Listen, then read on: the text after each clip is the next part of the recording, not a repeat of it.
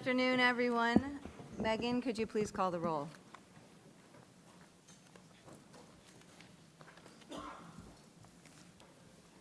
Regent Adams. Present. Regent Adongo. Present. Regent Bogus. Present. Regent Brankus. Regent Cologne. Regent Goydam. Present. Regent Cruiser. Present. Regent Menedides. Here. Regent Nixon. Regent Peterson. Here. Regent Prince. Here. Regent Rye. Here. Regent Salzwedel. Present. Regent Trainer. Present. Regent Tyler. Regent Underly. Regent Walsh. Here. Regent Weatherly. Here. We have a quorum. Thank you, Megan.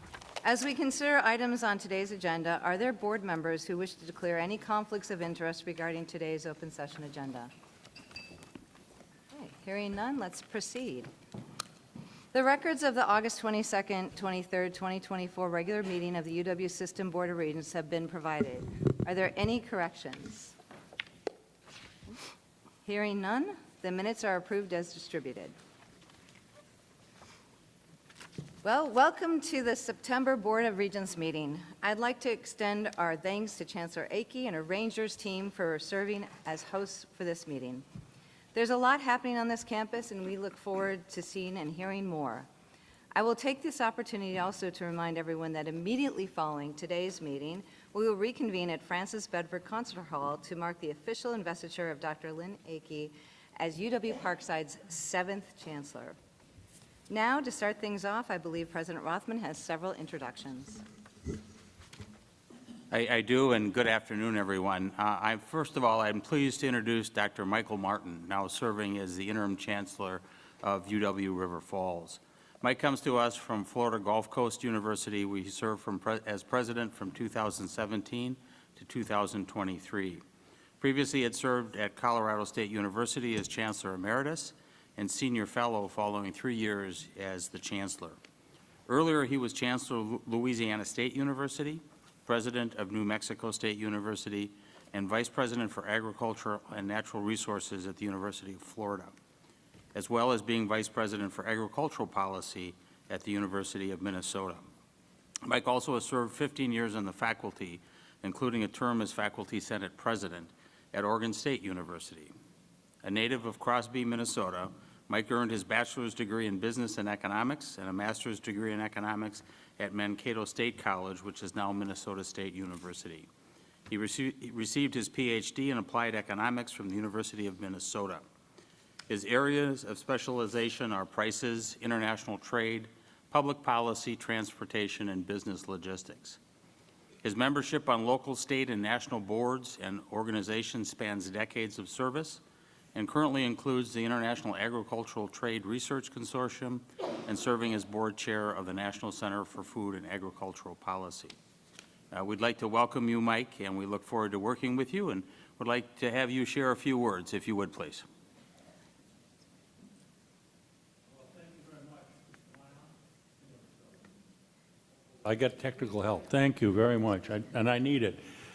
Well, first, thank you, President Rothman. Whenever when he reads that list, it sounds like I can't hold a job, and that's a little frightening, but it's been a wonderful journey, and what wasn't mentioned, for me, this is closing a 5-decade loop, because I began my academic career in 1971 at what was then Wisconsin State University, Eau Claire, and at that time, the merger took place. So I was there through a sort of a historic time at Eau Claire, and it's a joy and certainly an interesting time to be back in this system.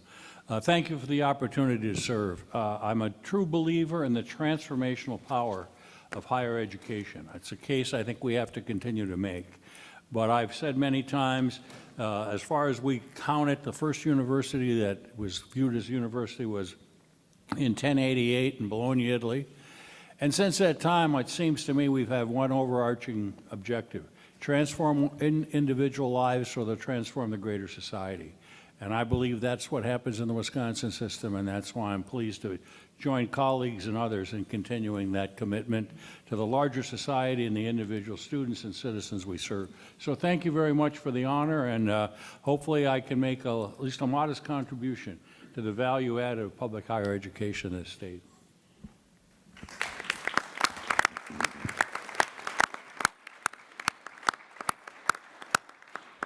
Well, we are certainly lucky to have Chancellor Martin with us, and we certainly look forward to working with him as we move forward.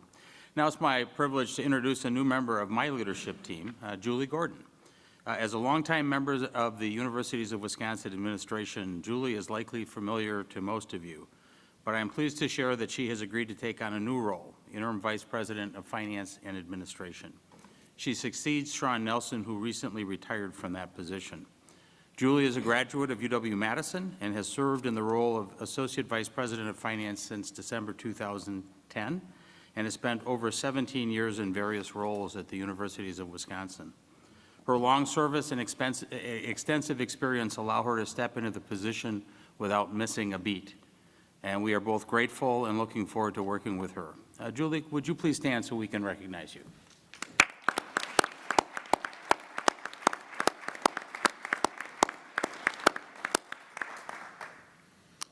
Next, UW Green Bay has named a new Chief Financial Officer, and Chancellor Alexander, would you please make the introduction to the group, please?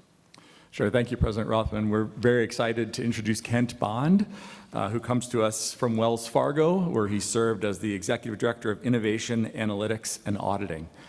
We're very excited to have Kent, and in fact, we've restructured our cabinet around the idea that we've moved the business functions across the rest of the cabinet of the university so that we can focus on Kent's unique strengths and the analytics portion of how we're dealing with our finances. So we're really thrilled to welcome Kent and appreciate President Rossman's support to allow us to think this way. Excellent. And Kent, if you are here, if you'd like to stand and be recognized, that'd be great. Excellent.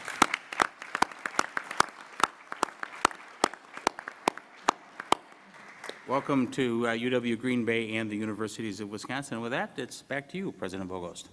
Thank you, President Rothman. A report from the Wisconsin Technical College System Board has been provided. Are there any questions or comments? Okay. Now I have a very brief update on upcoming chancellor searches that will get underway in the coming weeks. First, we expect to announce the members of a search and screen committee to identify a successor to UW-Milwaukee Chancellor Mark Money sometime in early to mid-October. The request for nominations was sent out earlier this month with a deadline of September 30th. In the meantime, UW-Milwaukee is drafting a prospectus for the position. Chancellor Money announced in July that he was stepping down to return to the faculty. A little further down the road, we will also launch to identify a new chancellor for UW-River Falls following Chancellor Maria Gallo's retirement. As mentioned earlier, we were pleased to welcome Interim Chancellor Mike Martin, who agreed to lead the campus until a successor is in place. Tomorrow afternoon, we will be presenting our first Regents Business Partnership Award of the fall semester as part of our continuing efforts to recognize how the universities of Wisconsin are building strong relationships with businesses in support of our students and communities. The award does involve UW-Parkside, but we'll save details on the business partnership being celebrated for tomorrow's event. For those who may be unfamiliar, the Regents and former President Regent Walsh launched this award in the spring of 2023. They're designed to highlight the many collaborations that are so vitally important to advance the next generation of research, provide career training through internships, and develop a pipeline for our students so they can land a good job after they graduate and stay here in Wisconsin. You will see more tomorrow on our UW social media channels. Next, we'd like to recognize some significant accomplishments that are taking place around the University of Wisconsin. We are going to ask and invite our chancellors to tell their own story, because the chancellors know their campuses best, and they're going to give us an inside look at the people and activities that help to make the UW's places of special opportunity. First, I would like to invite Chancellor Schmidt to tell us about the grand opening of a very much anticipated new facility at UW-Eau Claire. Chancellor Schmidt. That's fine. You can stay there. If we can hear you, that would be good. Does that work? Now? Yes, thank you. Well, good afternoon, everyone, and thank you, President Bogos, for the opportunity to highlight UW-Eau Claire's newest public-private facility, the Sonnentag. Most of you know me well enough to know that I strongly believe it is our responsibility to achieve the greatest and best use of all the dollars, public and private, entrusted to our universities. That's why when I saw the need to replace Zorn Arena, a 1952 basketball arena that opened when we only had 814 students, and recognizing that it is still, or was still, the largest indoor event arena in northwestern Wisconsin, I knew that relying on the traditional state process wouldn't achieve the results our region needed. For one thing, our campus didn't have space available to build a replacement arena, and UW-Eau Claire wasn't the only entity reliant on that facility. Rather than replacing an unair-conditioned, as I say, brick oven or arena, one for one, we decided we needed to dare to envision a new kind of facility whose impact would serve the entire region and multiple populations. We also knew we needed partners who shared our vision. My first week as chancellor, way back in the Stone Ages of 2013, I was introduced to two such visionary partners. John and Carolyn Sonnentag's love story started at UW-Eau Claire in the mid-'60s, where they met.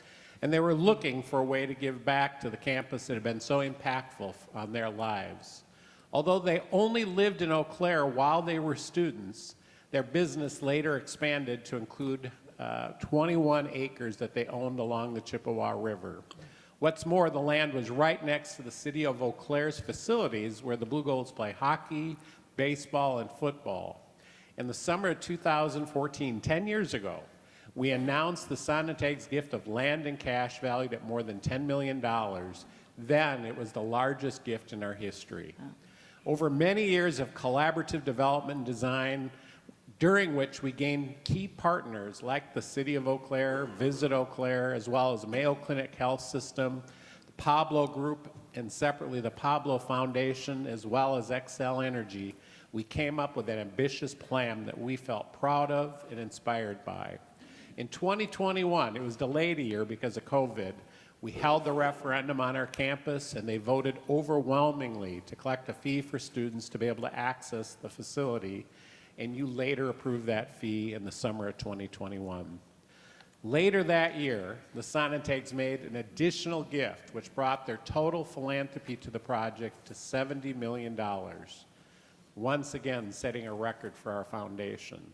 After a groundbreaking on a coldest morning in April I've ever been a part of 2022, our joy started to take shape. At the start of our academic year, we then welcomed our students back to campus and the grand opening of the Sonnentag.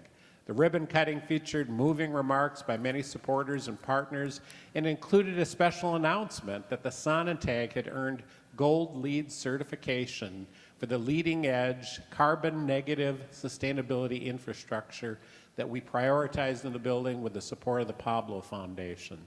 In fact, the U.S. Green Building Council says that under their version 4 ranking system, the newest, the Sonnentag is now the largest LEED Gold certified recreation center in the nation that's operated by a public university. This past weekend, Discover Wisconsin aired a moving 20-minute feature on UW-Eau Claire's community partnerships, of which the Sonnentag is the latest, and their impact it's had on the city. In case you've missed the news, you'll get an email from me later today with a link to the Discover Wisconsin feature and additional information about the Sonnentags, and you'll get a chance to hear directly from John and Carolyn in their own words why it was so important. I'll conclude by reiterating that John and Carolyn Sonnentag only lived in the city of Eau Claire for 5 years in the 60s, and yet they left a legacy for this community. And it represents their astounding commitment and philanthropy as a testament to the life-changing, transformative impact all of our institutions have. They never forgot what this university did for them and their family, and their desire to give back will provide value to our students, our region, and the state, and the University of Wisconsin for decades to come. Thank you again, Regent President Bogos, for the opportunity to share just a little bit about this exciting development. Thank you very much, and it is very exciting, and the impact that it's going to have on your campus is amazing, and we're so grateful for people like the Sonnentags to have those partnerships, so thank you.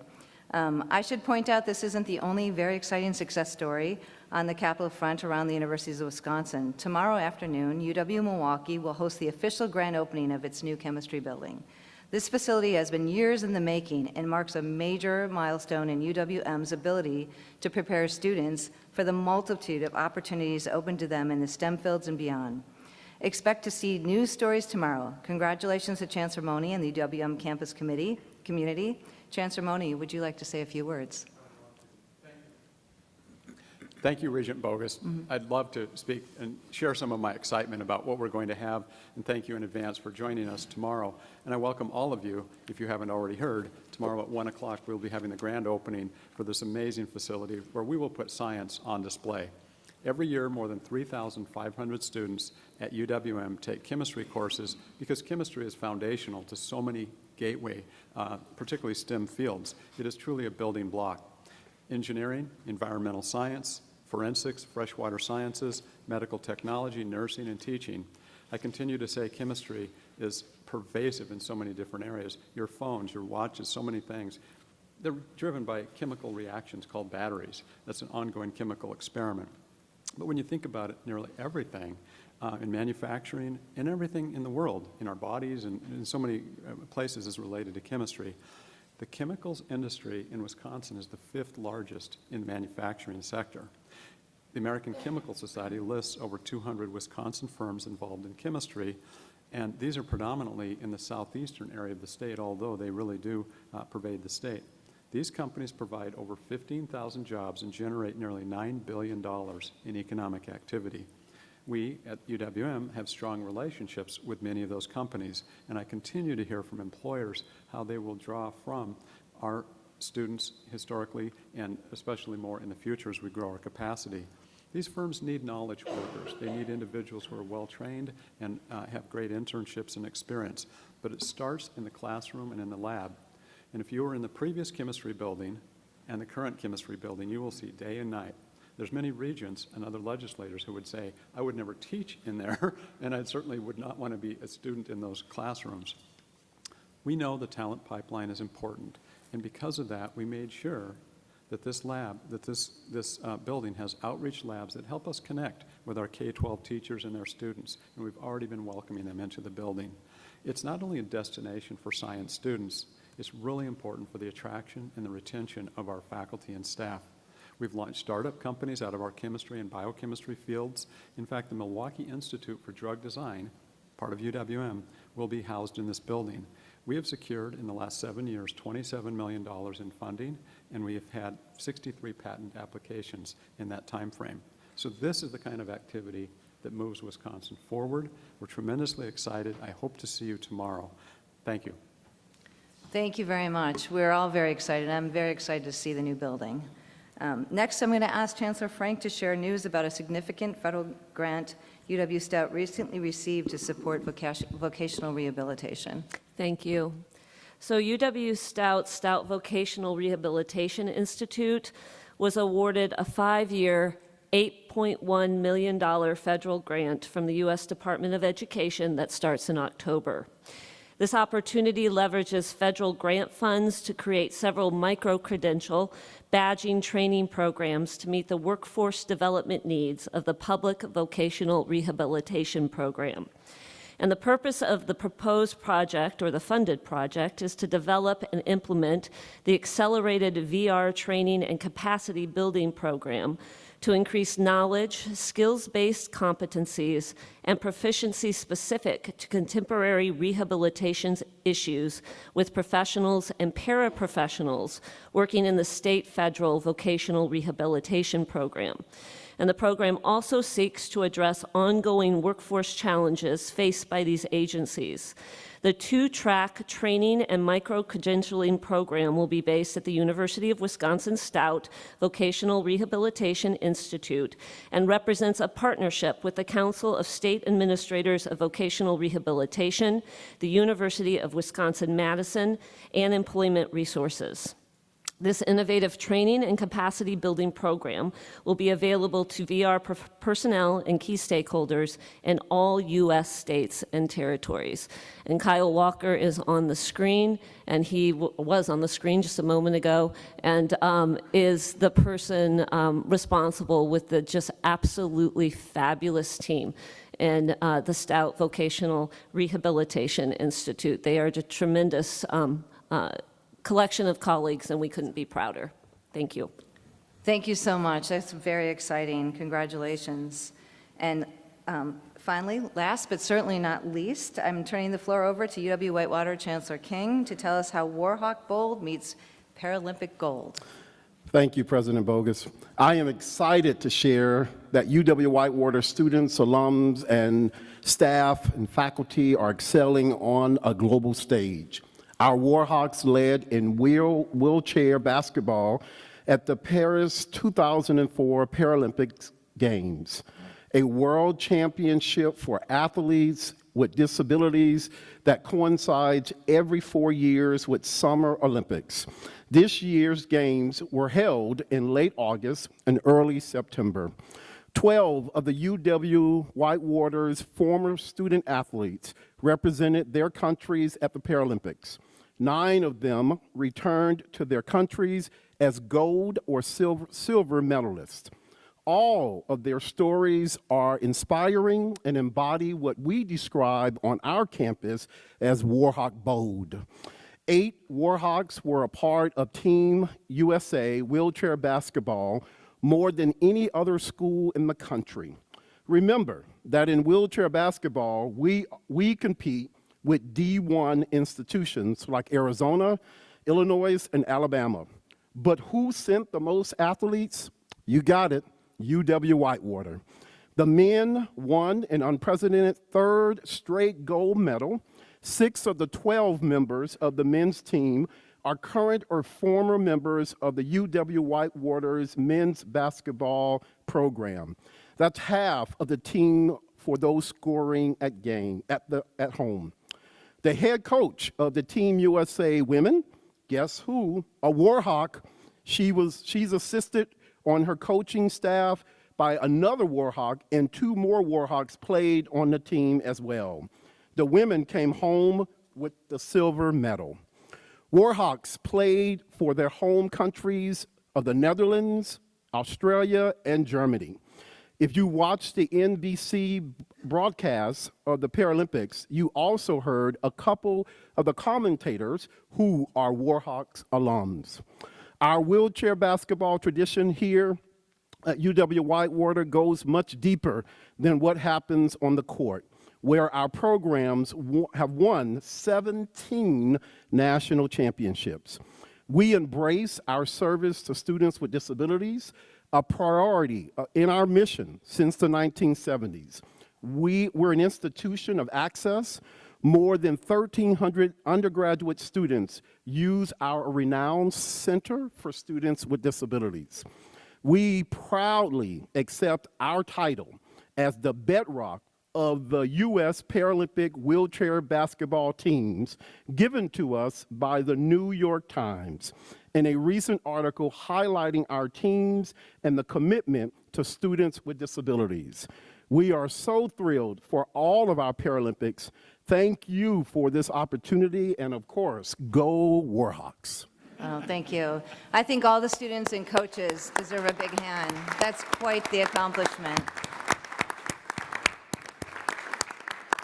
Thank you all, and I think we can all agree there are really great, exciting things happening at our universities, and I look forward to hearing more in the coming months. That concludes my report. President Rothman, back to you. I open my report this afternoon with a brief recap of a project celebrating our UW faculty and staff, which closed out earlier this month. Starting last spring, we traveled to all 13 of our universities to talk to students about faculty and staff who had made a real difference in their lives, and then videotaped their responses in a series of shout-outs that we then posted on social media. Diving into the numbers, we showcased 160 students over the summer, shouting out 137 faculty and staff members via 130 videos across 5 social media platforms. With great engagement from our universities and our chancellors, for which I thank them, these videos were viewed more than 330,000 times. If you please turn your attention now to the screen, we have a very brief video to show you that will give you a sense of what we heard.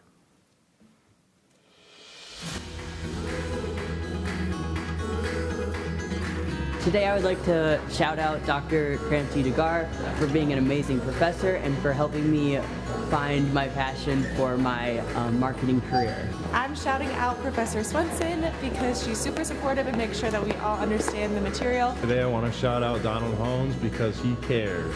She really helped me with my overall development within, just education in general on different subjects. He's just an amazing person. He'll help you out to the full extent anytime you need it. He'll drop anything for anyone. He is a great professor. He really cares about you as a student and as a person, and he's really willing to help work with you to help you understand the material. She has really helped me and so many other college students make college accessible for us. He's helped me get the tools that I need to actually pursue the career that I want to be in. She's helped me a lot in growing as a communications major and always gives me the best advice. Super infectious. I love being in his class. Yeah, he makes learning amazing. I think he'd be making a lot more money outside the world of academia, but he chooses to stay here, working 24/7. I don't even know if he sleeps. Thank you, Dr. Kelm, for the constant words of encouragement and endless hours talking about cows. What up, Dr. McKelly? Just wanted to let you know, you my man. Great job, great professor. I will take your class a million times over and over again because it's always something new. And you're just awesome. I love the way you are. Don't ever change.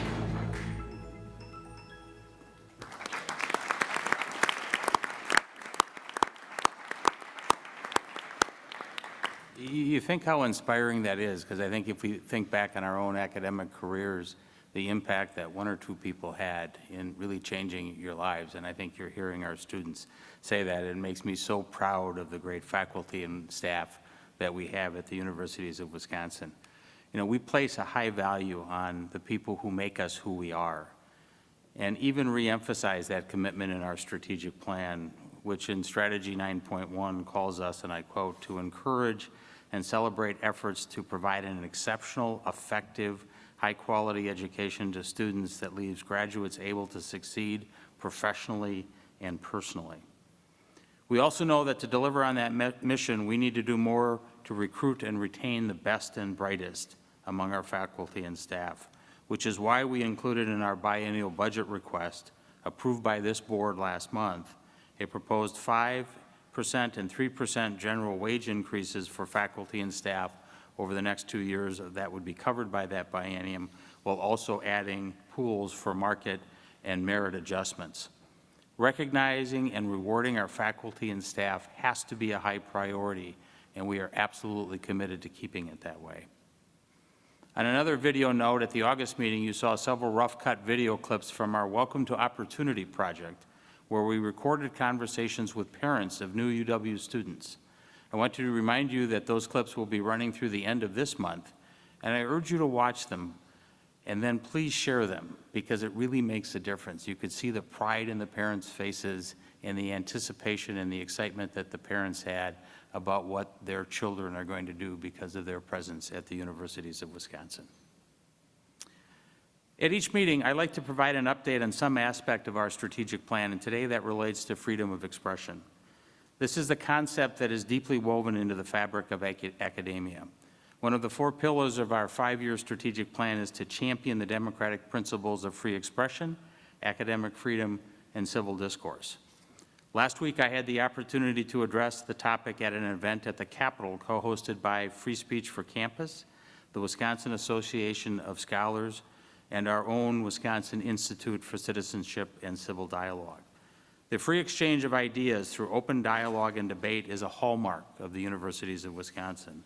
We wholly support the First Amendment and the right to free expression, including through legal protest, and we continue to uphold these ideals, even in the face of difficult and competing demands.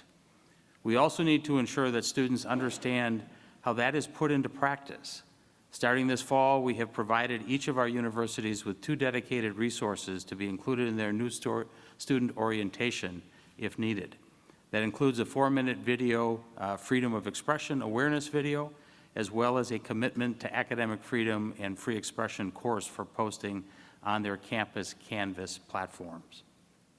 In addition to aligning with our strategic plan, providing these resources help us fulfill Regent policy, which is RPD 4-21, the requirement to provide training for new student orientation on academic freedom and free expression. On a related note, earlier this month, the Wisconsin Institute for Citizenship and Civil Dialogue, or WICID, invited faculty, staff, and students at the universities of Wisconsin to apply for grants that enhance democracy through civil dialogue in a robust marketplace of ideas.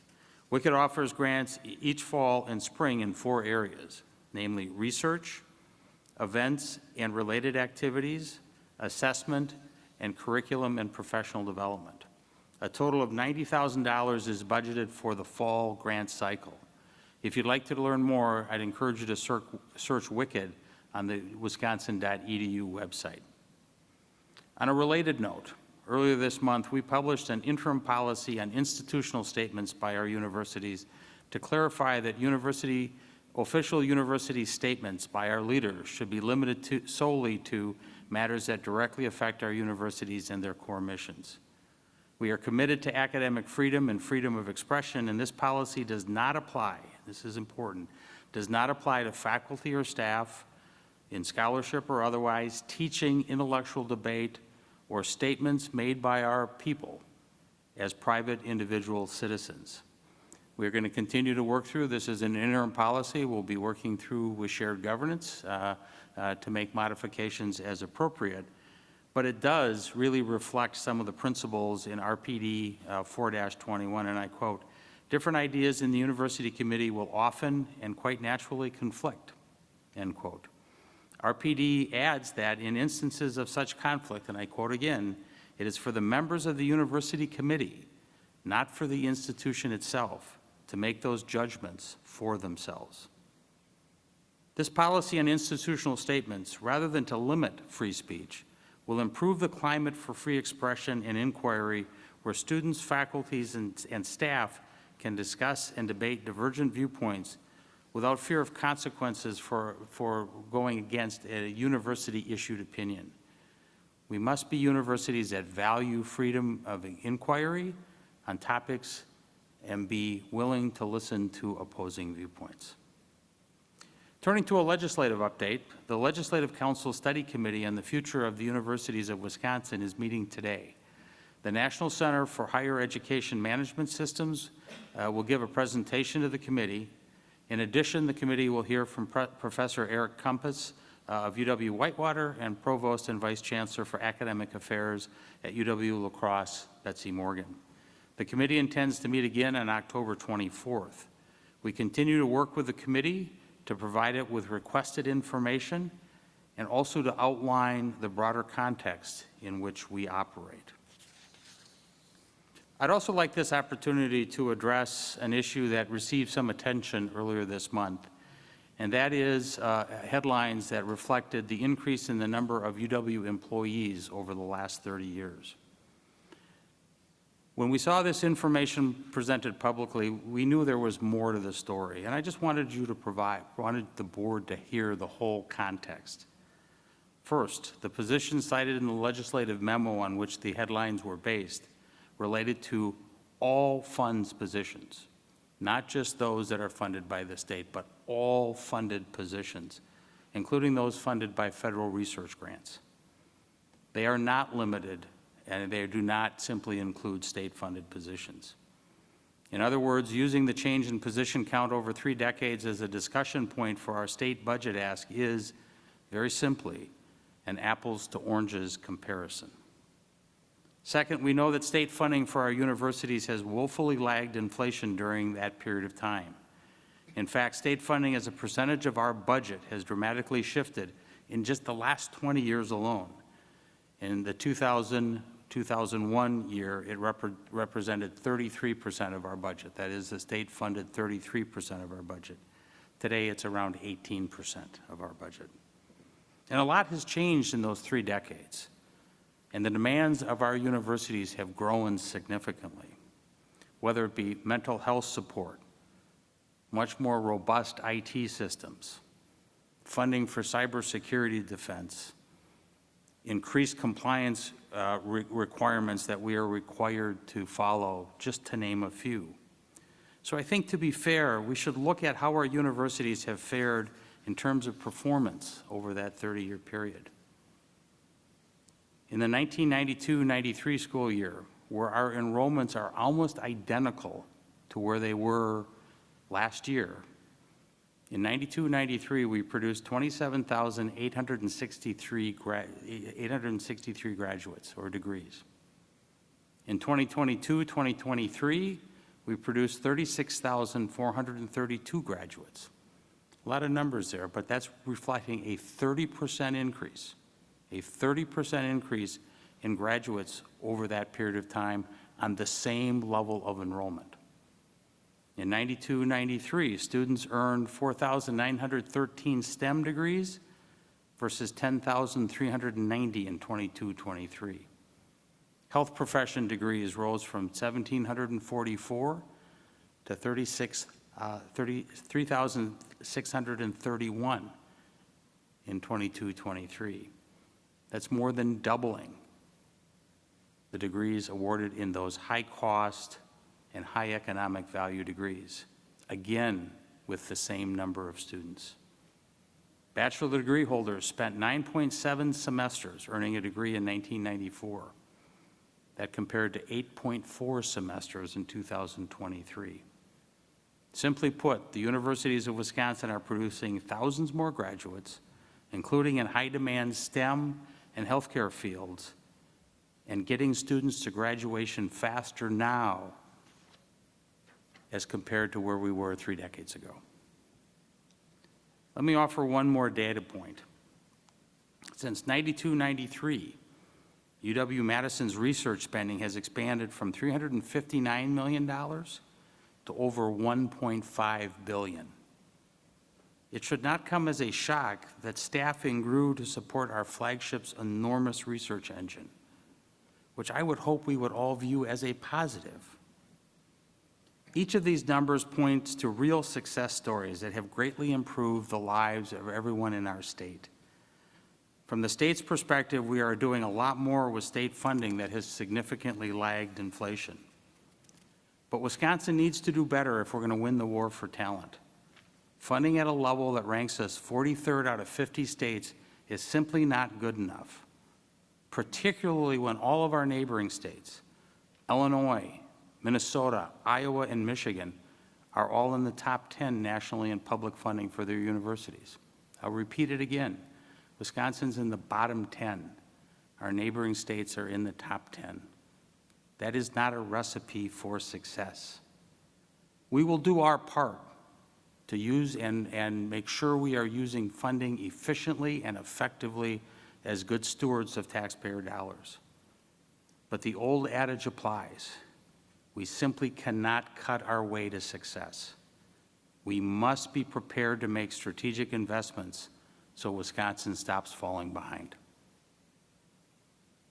Finally, last week we released preliminary enrollment estimates based on first-day student counts, and I was really pleased that enrollment at the universities of Wisconsin in the aggregate this fall increased by more than 1,000 students overall, including higher enrollment at 8 of our universities and at 4 of our branch campuses. The overall enrollment estimate of 163,589 students is the highest since 2020, and we now have 2 years of increased enrollment in our universities of Wisconsin. We started providing enrollment estimates based on first-day counts in the fall of 2020 because of public interest in whether students would return to campus during the pandemic. We have continued that practice to provide the public with enrollment estimates as early as possible in the fall semester to be as transparent as we possibly can. And as always, full and final official enrollment figures based on the 10-day counts will be available later this fall, and we will release those numbers when they are ready. It's worth noting, and I think this is why I was excited about the growth in the number of students that are being educated on our campuses right now, because that increase came despite severe challenges caused by the disruptive and I would say disastrous rollout of the FAFSA and a lack of funding for the Wisconsin Tuition Promise for the fall 2024 cohort. To achieve what our universities achieved is a remarkable achievement. And I am very proud of the work that has been done across the board. Given these challenges that we faced, the headwinds that we faced, the fact that our overall enrollment is up is proof positive that Wisconsinites know that education unlocks opportunities. We will continue our efforts to build on that trend. And with that, I will turn it back to President Bogost. Thank you. Thank you, President Rothman. I will now call upon Regent Adams to present a report from the Audit Committee. Regent Adams. Thank you, President Bogos. The Audit Committee met this morning. Chief Audit Executive Lori Stortz reviewed the progress to date on the fiscal year 2025 audit plan and affirmed that her office is making good progress on the plan. She expects to bring more audit reports to the committee when we meet again in December. Ms. Stortz then provided a high-level summary of the results of audits recently issued by the Office of Internal Audit since our last meeting in August 2024.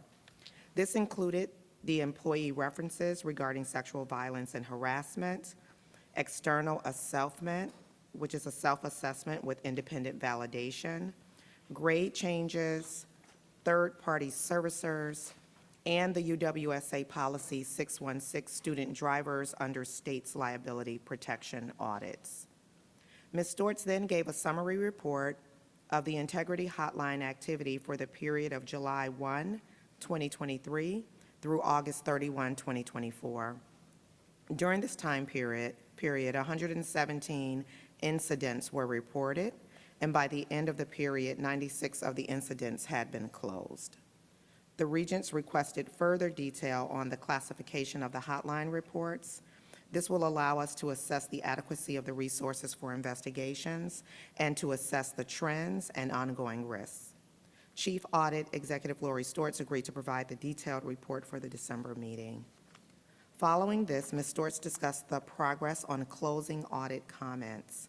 She stated that management continues to be responsive to addressing audit comments, and her team works thoroughly as well to ensure the steps are taken to closure. And lastly, for the internal audit portion of our agenda, Ms. Stortz gave the Chief Audit Executive Report, during which she discussed the global internal audit standards and the new K-10 audit software. The Regents are looking forward to the dashboards in the new audit management system that will allow us to monitor progress in audit follow-up and to evaluate risk and our management of it. Next, the committee heard from Chief Compliance and Risk Officer Paige Smith and Director of Risk Management Joseph Razor, who shared a progress report on the Office of Compliance and Risk Management Fiscal Year 2025 Annual Plan. They highlighted areas including emergency preparedness, compliance matrix software, the Risk Compliance and Audit Pilot Program, or the RCA program, pilot program, and Title IX updates. The committee thanked the participants for their ongoing dedication and commitment. That concludes my report. Thank you. Thank you, Regent Adams. I'll now call upon Regent Rye to present a report from the Business and Finance Committee. Thank you, Regent President Bogost. The Business and Finance Committee acted on its agenda as follows. The committee first heard a presentation from our host campus in which Vice President Chancellors Sharonda Glass and Phil Hirsch shared an overview of the framework being utilized by UW-Parkside to improve its administrative efficiency.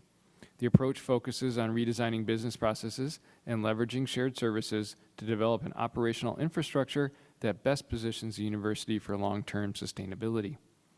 Next, the committee approved amendments to Regent policies related to the executive salary structure. The changes would update their peer universities used to benchmark the salary ranges for senior executive positions. Salary ranges would be updated annually and without the current downward adjustment of the salary range midpoint. Authority would be delegated to the board president to approve the salary range of the system president and to the system president to approve the ranges for all other executive positions. The proposal would also allow the board president to approve state-enacted pay plan increases for the system president and allow the system president to approve those increases for the chancellors. These increases would be implemented at the same time as for all other UW system employees. The proposal would allow the system president to make base adjustments for vice presidents within the approved salary range, as is currently allowed to the chancellors with respect to provosts and vice chancellors. Together, these revisions help keep salary ranges current and competitive while retaining the board's authority to set actual starting salaries and approve non-pay plan related base salary adjustments for equity, competitive, or performance-based factors. Lastly, the committee received the Quarter 2 report from the UW Office of Trust Funds. As of June 30th, assets in the SWIB managed portfolios totaled $620 million. For the quarter, the long-term fund increased in value 1.8%, performing in line with its benchmark. In the intermediate term fund, assets totaled $696 million after gains of 1.1% for that quarter, also performing comparably to its benchmark. That concludes my report, and on behalf of the Business and Finance Committee, I now move approval of Resolution E. Okay. Is there a second? Okay, discussion? Okay, then we'll go ahead and vote. All those in favor? Aye. Opposed? Okay, motion carries. Next, we will call upon Regent Cruiser to present a report from Capital Planning and Budget Committee. Thank you, Regent President Bogus. The Capital Planning and Budget Committee met this morning to consider 9 items. We commenced the meeting by approving the consent agenda, which includes the sale of 2 parcels, 2 new leases, 3 instructional space projects, 16 all-agency projects, and 5 minor facility projects at 12 universities. Our host campus team, Vice Chancellor Philip Hirsch, Chief Facilities Officer John Bruck, and Sustainability Coordinator Emily Reed provided a presentation entitled Building for the Future. It shared a brief history of the campus development and highlighted the ongoing challenges related to facilities that are all of the same age. The university has 5 key principles underpinning their capital planning strategy: future forward campus, increase the variety of learning environments, enhance inclusiveness and student focus, improve function and efficiency, and further enhance and balance sustainability. They concluded their presentation with a focus on recent projects and initiatives, as well as partnerships with private companies, local governments, and environmental groups. On behalf of UW-Madison, the committee approved a new lease for the Rebecca M. Blank Center for Campus History and Student Affairs Development. The Rebecca M. Blank Center for Campus History seeks to expand and enrich the UW-Madison's historical narrative by providing space for the voices, experiences, and struggles of the marginalized groups. The center has relocated out of the Humanities Building into a temporary space. The new location provides a unique venue for highly visible and a flexible multi-purpose space with ease of access that utilizes critical student affairs resources. Next, the committee approved on behalf of UW-Madison the authority to complete the design and construct the UW-managed Granger Hall first floor dining expansion project. A new 2-story addition will be constructed in the southern-facing outdoor court to provide indoor and outdoor seating to accommodate expansion of dining and coffee functions to mitigate overcrowding and long wait times. We closed the meeting with a report by Alex Rowe on the state of the biennial capital budget and the next steps in the process. Madam President, that concludes my report. I move resolutions D1, D2, D3, D4, D5, D6, D7, E, and F. Great, thank you. Is there a second? Thank you. Any discussion? Okay, I'll call for the vote. All of those in favor, say aye. Aye. Aye. Any opposed? Motion carries. Thank you. Next, I'll call upon Regent Prince for a report on the Education Committee. Regent Prince. Thank you, Regent President Bogost. The Education Committee approved advisory board appointments, discussed continuing and developmental education, and heard a host campus presentation this morning. We approved 4 appointments to the Oversight and Advisory Committee of the Wisconsin Partnership Program. The WPP is a grant-making program to improve and advance health equity across Wisconsin. Appointments included Cedric Johnson and Greg Nish as public members, and Drs. Elizabeth Felton and Manish Shah as school representatives. Notably, we had no degree programs for approval, so it will be helpful to step back and learn more about that process a little later today, so you'll hear about that in a few minutes. We did hear a host presentation from Interim Provost Matt Cecil along with UW-Parkside students, Janet Gerardo, Liam Simpson, and Gabe Cruz, about how studying the arts transforms student lives. They used examples to show how the arts foster the development of power skills, including teamwork, conflict management, communication, empathy, and creative problem solving that make up the toolkit of student and career success. And if you weren't there, you missed an Emmy Award-winning cello presentation by Gabe Cruz. It was fabulous. To quote Regent Tyler, it took me to a different space and place. So thank you for that. We then discussed continuing education opportunities across the UW and how it helps meet important goals in the UW strategic plan. Leaders in continuing education from 4 UW universities discussed how their programs strengthen the state's education pipeline through lifelong learning initiatives, the ways in which their teams are forging and nurturing partnerships with employers across Wisconsin, and the collaborative efforts taking place among continuing education departments to reach as many students as possible. This continuing education discussion continues an education committee theme. We will continue, I think there are puns intended here, throughout the year of educational pipelines and opportunities provided at our universities for learners at all stages. Our final item was a discussion of the triennial UW Developmental Education Report, presented by our Ben Passmore, from the Office of Policy Analysis and Research. The report highlighted information from an interactive public online dashboard, which provides a tool for UW universities to evaluate the success of efforts with different populations on their campuses. It shows 3 things. Number 1, developmental education and college-level course enrollments and completion. Number 2, retention and outcomes by developmental education status. And number 3, efforts to reduce developmental education needs and promote student success. Regent President, this concludes my report. Therefore, I do move for adoption by the board resolutions C1 and 2.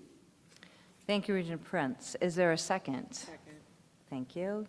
Discussion? Seeing none. All those in favor? Aye. Any opposed?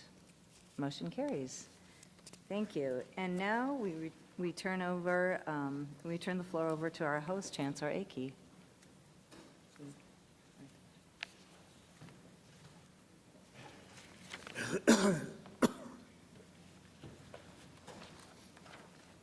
There we go. Thank you for the opportunity to speak with you today about the University of Wisconsin-Parkside, our forward focus, and our legacy of impact. At the University of Wisconsin-Parkside, we make a difference. That's not just a statement.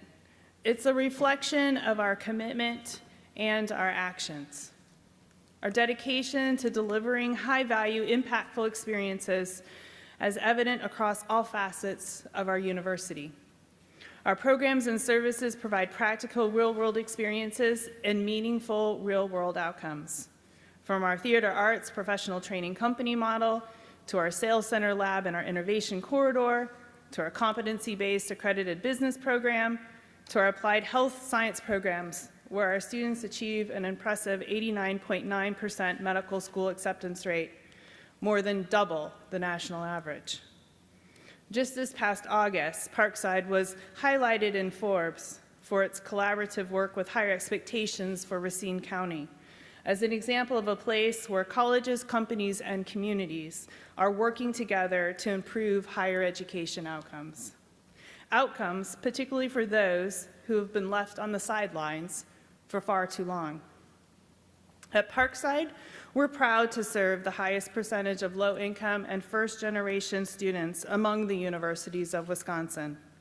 Our commitment to accessibility and inclusivity is evident in our 35% of students who receive Pell Grants to pursue their studies, of the 47% of our students who are the first in their families to attend college, and over 33% of our students with diverse cultural and ethnic backgrounds.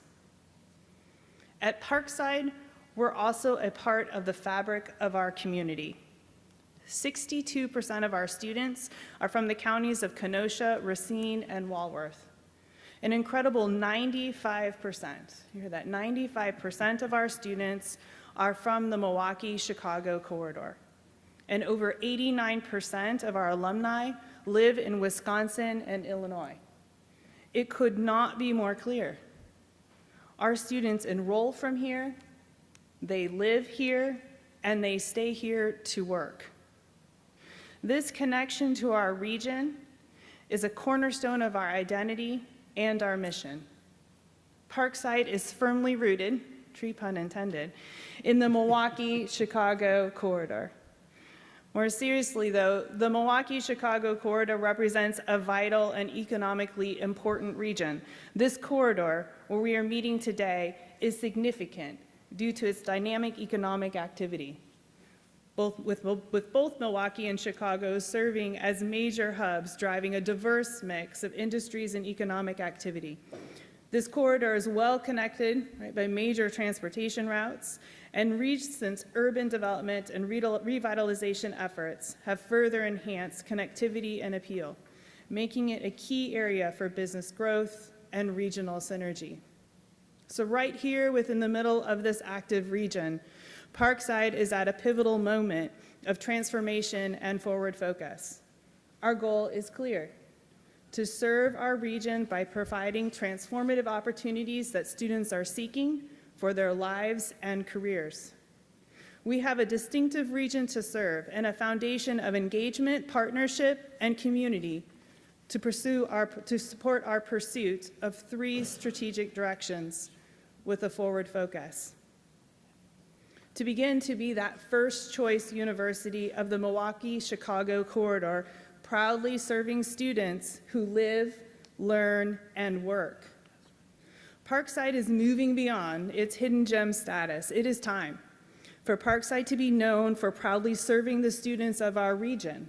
Again, those students who live, learn, and work. Our students are exceptional, diverse, driven, and deeply connected to their communities. They balance learning with work and personal commitments, and they bring unique perspectives and experiences to our campus. Second, to be the partner with business and industry in bringing regional economic and cultural vitality. It is time for us to engage in a shift.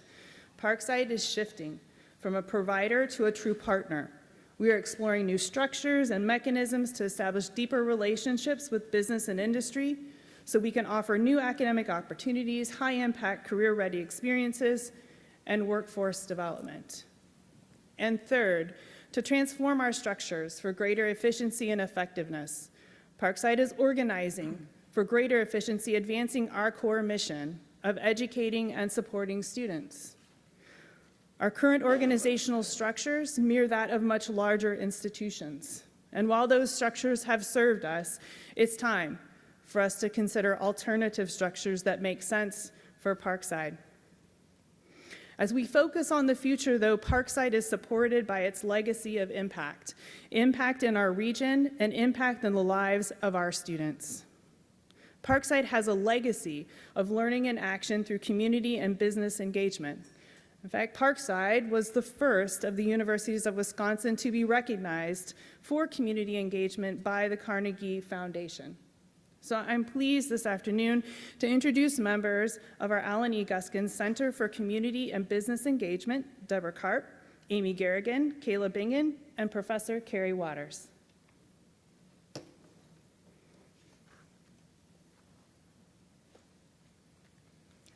Hello, I'm Deborah Karp. As the Chancellor said, I'm the director of the Guskin Center for Community and Business Engagement. As a university, we've made an effort to create programs that fulfill our mission in ways which meet the unique needs of Parkside students. One example of this is work-based learning, a new general education course during which students reflect on their current work experiences, such as retail, food service, customer service roles. Throughout the course experience, they enhance their core workplace competencies that they need to be successful both now and in the future. Community-based learning embeds high-impact projects and placements developed in collaboration with community partners to grow students' professional skills while meeting community needs. About 1,000 students participate in community-based learning courses each year, and we estimate that the value of the service that our community-based learning students are giving back to the community in 23-24 academic year was over $260,000. Our nonpartisan voter education work with the Andrew Goodman Student Ambassadors builds student awareness of how to register to vote and learning about issues and candidates. UW-Parkside consistently exceeds national voting rates for students.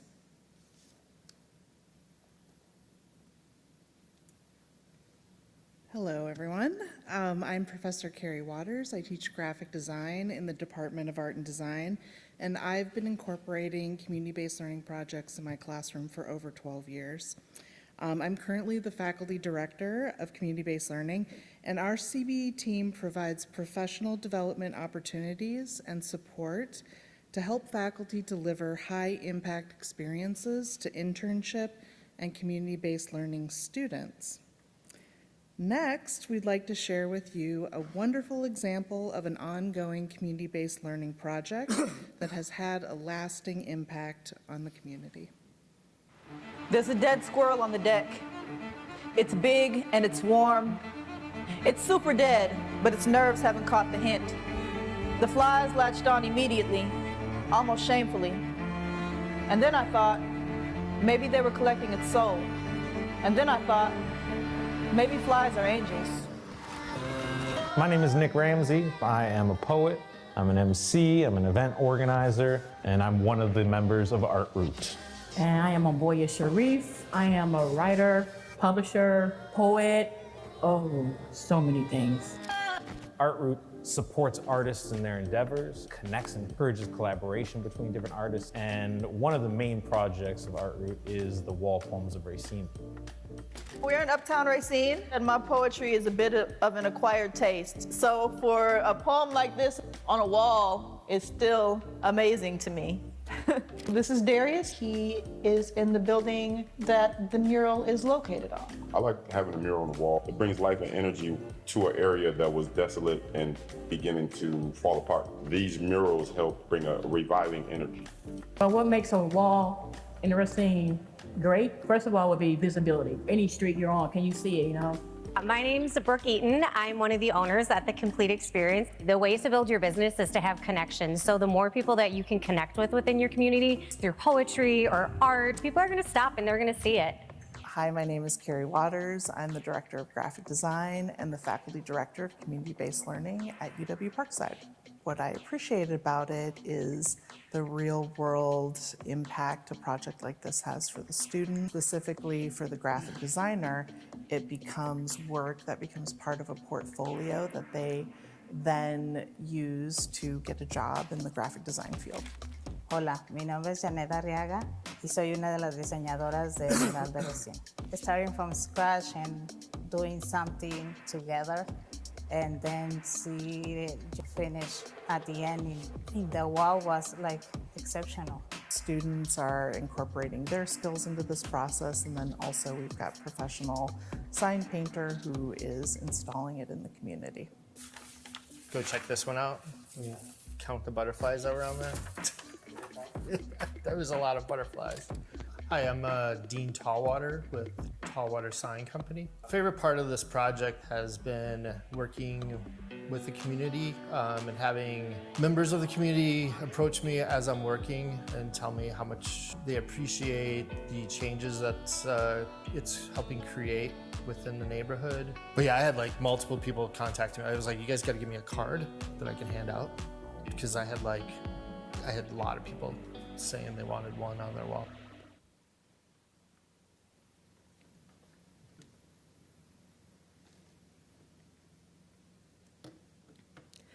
My name is Kayla Bingen, and I serve as the Experiential Education Specialist in the Ellen E. Guskin Center.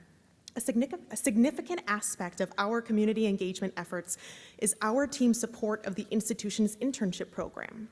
We know that our Parkside students experience barriers that prevent them from participating in internships, and one of the most commonly reported is compensation. By cultivating meaningful relationships with community partners and advocating for more equitable experiences for our students, we are proud to be moving the needle on internship accessibility and quality for UW-Parkside students. I'm pleased to share that 67% of our students who completed internships in 2023 reported that they were paid, which is a 24% increase in the number of reported paid internships since 2021, and brings us to be on par with the national average. Additionally, 82% of our students reported being very or extremely satisfied with their internship experience, well above the national average of 74%.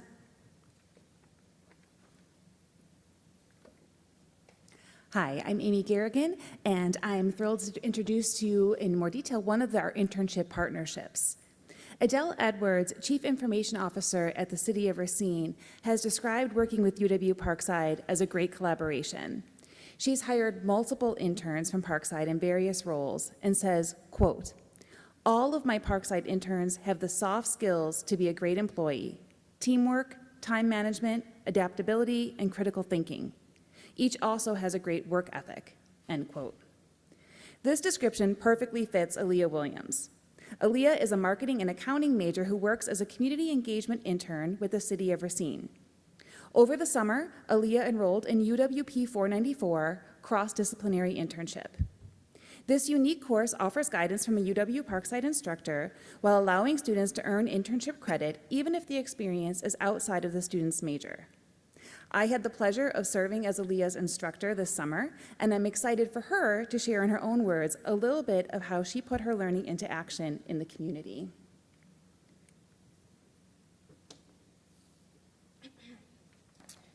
Good afternoon. My name is Aaliyah, and this is my 4th year here at Parkside, where I've been studying marketing and accounting.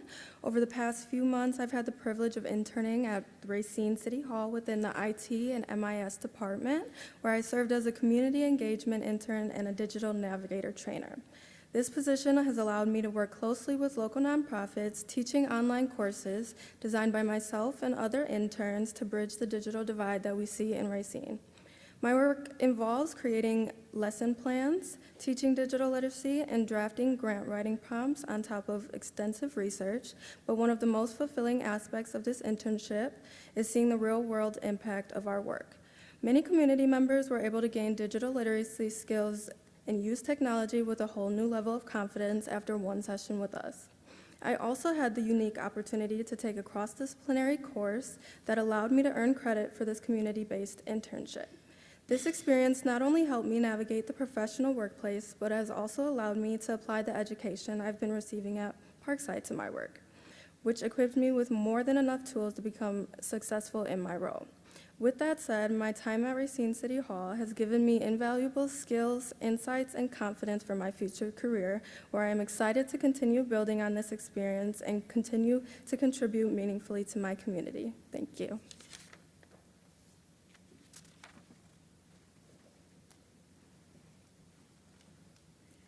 So Leah's experience is just one example of the many students and community partnerships whose lives are positively affected by the work of the Guskin Center. Thank you for your time this afternoon.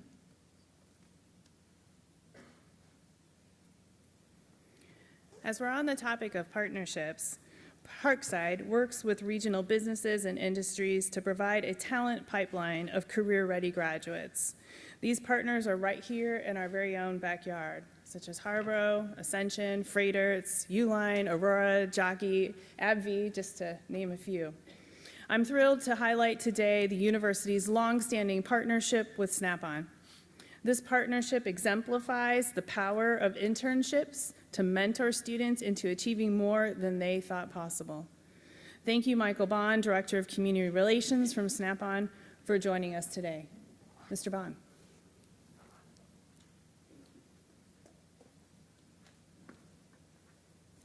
Thank you, Chancellor Akey. I am Michael Bond, Director of Community Relations for Snap-on Incorporated. On behalf of the almost 14,000 associates, I'd like to welcome you to our home since 1930. And on behalf of the University of Wisconsin-Parkside Foundation Board, of which I am a member, I welcome you to Parkside. Oh, here it is.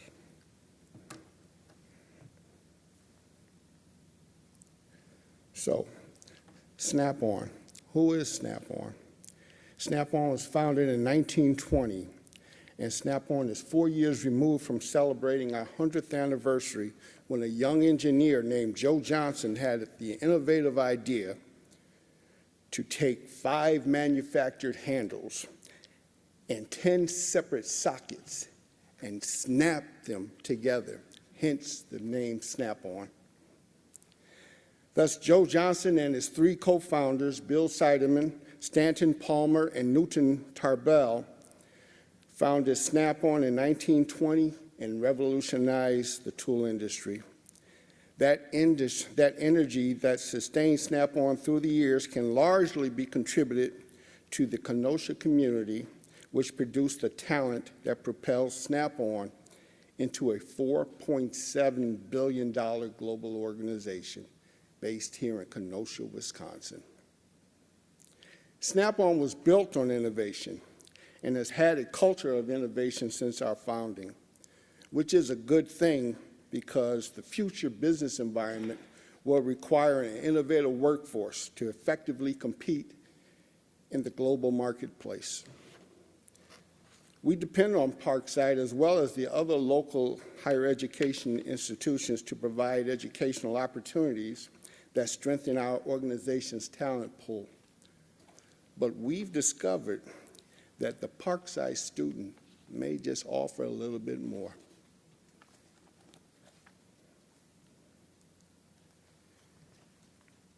The future workforce will need to evolve beyond a skill-based focus to an innovative mindset. An innovative mindset requires the following: empathy, which is needed to connect with customers.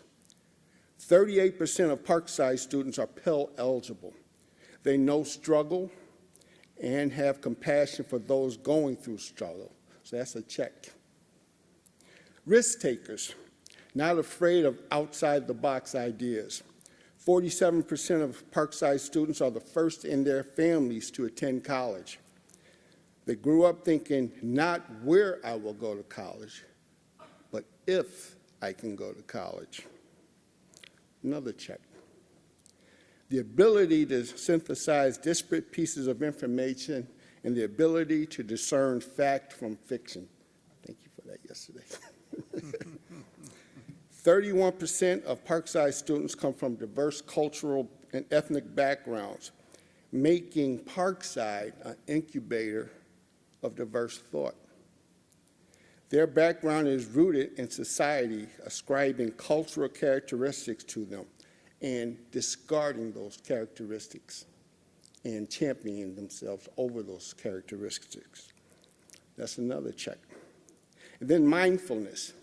A Parkside student, we've discovered, is very curious because they've overcome so much that they are continually to ask questions, and they're becoming lifelong learners.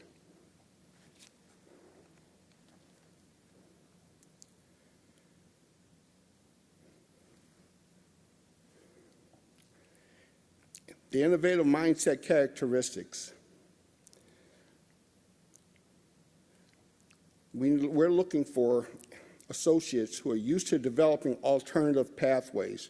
They figure out how to get things done. Yeah, that's right. Maximize limited resources.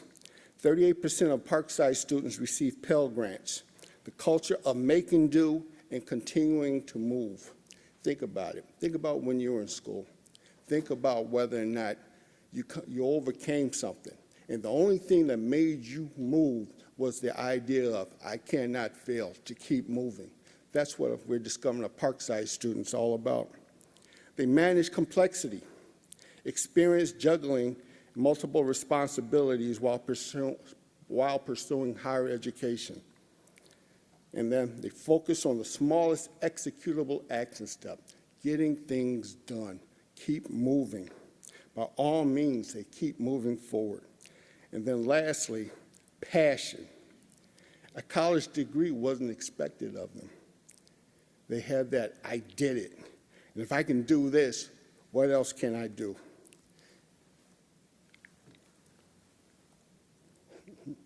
Alternative pathways, maximize limited resources, manage complexity, focus on smallest executable step, and passion.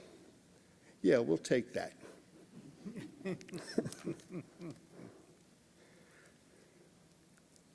So, Snap-on. We're proud to have supported Parkside through the decades in not only business, but economic studies, science, art, technology, and of course, internships and scholarships. Snap-on views Parkside as a conduit to our future associates. We engaged the campus through participation with the foundation board and the business advisory committees. We meet the students where they are and engage them through these campus activities, such as Parkside Day and athletic events. And when we're on this campus, we're looking for interns, all right? And then lastly, we participate in high-impact practices, such as faculty research projects, like the National Science Foundation's works study on the future of work, and we also provide internships.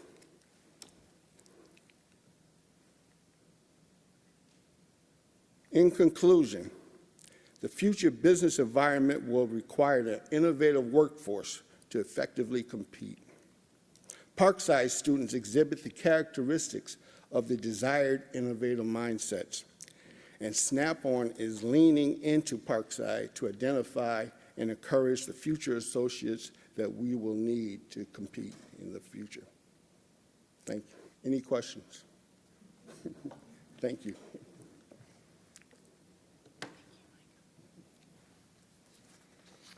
Thank you, Michael. It's difficult, really, to fully comprehend or grasp Parkside's impact.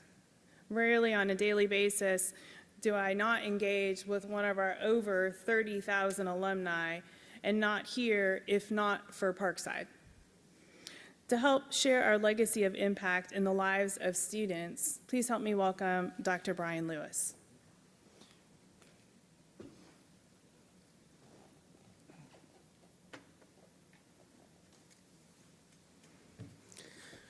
How do you follow Michael? All right. My name is Brian Lewis. I'm the Associate Dean here in the College of Natural and Health Sciences, Director of Pre-Health Programs, and I'll tell you it's just an absolute honor to be here today, not just to speak with you and to say thank you for your continued support, but I have the absolute privilege of being able to very quickly stop talking and allow my students to be able to take the stage to share with you their version of the story of If Not for Parkside. It blows me away every single day that I get to see this in action, every single day, every student interaction about everything that Michael talked about and everything that everybody else just talked about with this. Our students are extraordinary. The region benefits from this, and just the effect that the possibility, the hope, the belief of being able to make transformational changes in our students' lives, it's just an absolute honor and privilege every day to do this. I could talk for a long time. I'm also a professor here, and I will shut up. It is my genuine pleasure to cede the remainder of my time to two of our students who've come through the university, my former students. They're both alumni. I will let them take the stage. They can tell their stories better than I can. Fahad, you want to come up here and get going? All right. Thank you, Dr. Lewis. My name is Fahad. I just graduated this May, so I'm a fresh alumni. And I'd like to start by saying I did develop a little bit of a cough, so please bear with me if I cough at all throughout the presentation. So, if not for Parkside, I wouldn't have a strong foundation for my future. It was here I was able to develop a strong understanding of the natural and health sciences, which helped open the door for my next step, which was medical school. Today, I'm grateful to say that I've received multiple interviews from medical schools, and although it's too early for any decisions to be sent out, I'm optimistic knowing I have Parkside's program under my belt. And although I could have learned the knowledge from many other schools, what made Parkside different was the people that helped me along the way. I'm not the most extroverted person. It's kind of harder for me to go and ask questions and put myself out there, but I didn't have that issue too much here at Parkside. I think with the professors here and them being so willing to help us and make sure that we understand the content, it really helped facilitate my success in their classes. And although it was challenging, they gave us the support and resources we needed to make sure that we succeed. And along with that, there's this environment here at Parkside where when you go in the library or the park and you just see all these students studying and collaborating, it just makes me want to study more and makes me want to make sure that I'm focused and get what I need to get done. So it's just a great environment to be a part of. In fact, I found myself staying on campus late at night most days when I used to be the person to just leave right after class. So it's been a fun transition. And above all, Parkside has an amazing advising system here where without them, who knows, I don't think I would be here today. They really make it easy to navigate through the process, and whatever field you go into, it's really difficult to know what you need to do and be competitive enough to actually secure a spot out there. And the advisors here are just so genuinely passionate about making sure that you understand what you need to do and you're able to, secure a spot out there. And for that, I'll always be grateful. And for everything, I'm always grateful for my time here, because if not for Parkside, who knows where I'd be. Thank you.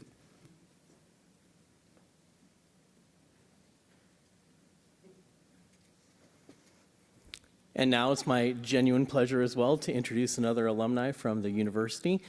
Please welcome to the stage. I'm not asking anybody to clap. Autumn Hamilton. Alrighty. Hi, everybody.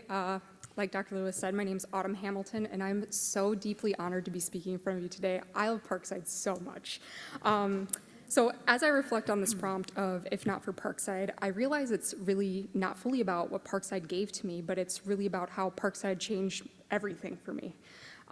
Without this university, I wouldn't be standing here and living a life full of all of these possibilities. And so if not for Parkside, I wouldn't be where I am today. Like a lot of other Parkside students, I grew up right here in Kenosha, and I was the middle child of a family with really limited financial means, but we did really have boundless imagination. My mother first introduced the idea of college to me when I was just 7 years old. She told me that education is the key to a better quality of life. As a child, this felt like a really distant and impossible dream, but that idea planted a seed. It was the seed that the belief is no matter where you come from, opportunities in life are really limitless. I carried that belief with me throughout high school. I was the kind of student that thrived in extracurriculars and academics, and I thought I was destined for a really traditional college experience. Thought I was going to move away, do that four-year thing, That dream was shattered at 16 years old when I became paralyzed from the waist down. In that moment, it felt like my entire future and everything that I had worked towards had been taken away from me.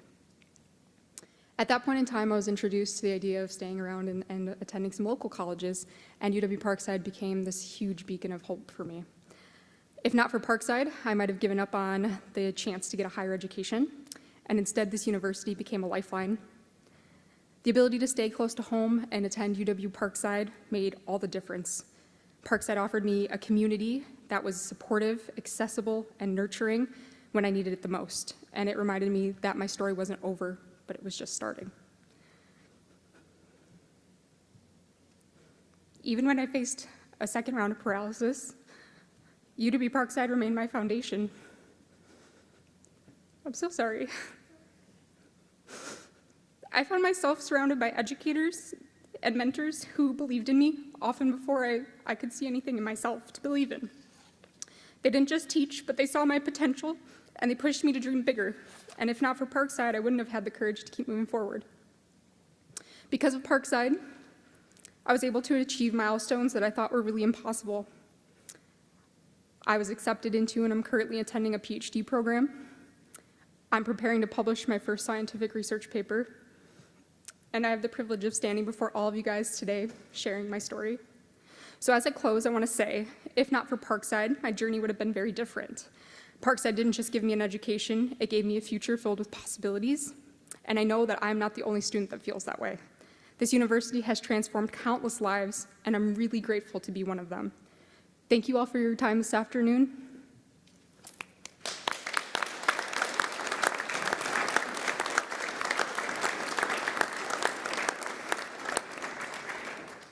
At Parkside, we may be small in size, but our achievements are really quite big. Our achievements go well beyond a set of data points and facts. They are a testament to the significant positive changes we are making in the lives of individuals across our region. They are a testament to the dedication and commitment of every faculty, staff, and community member here at Parkside. In fact, I'd ask, would all of the Parkside Rangers in the house today, current faculty, staff, students, and alumni, please rise.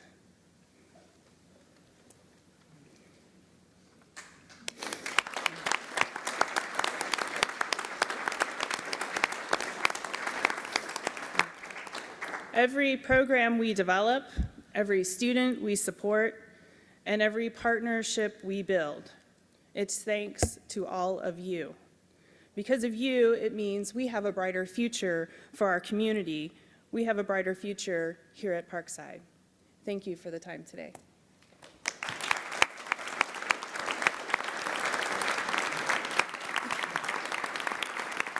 Thank you. Thank you so much, Chancellor Akey, and thank you to all those that presented. I just want a few comments here, and I just am so grateful for Aaliyah, Fahad, and Autumn for the bravery and inspiration, and I know all of you will have and have such a bright future. It's truly inspiring, and I so appreciate it. And Mr. Bond, I'm so grateful that you see the innate skills and qualities that students from UW-Parkside come with. Thank you. That's truly amazing. And I'm just going to open it up and see if any other regents have any comments or any discussion. Okay. Well, thank you so much. Grateful for the presentation, and I think we'll take a 10-minute break. So see you back here in 10 minutes. 2:40.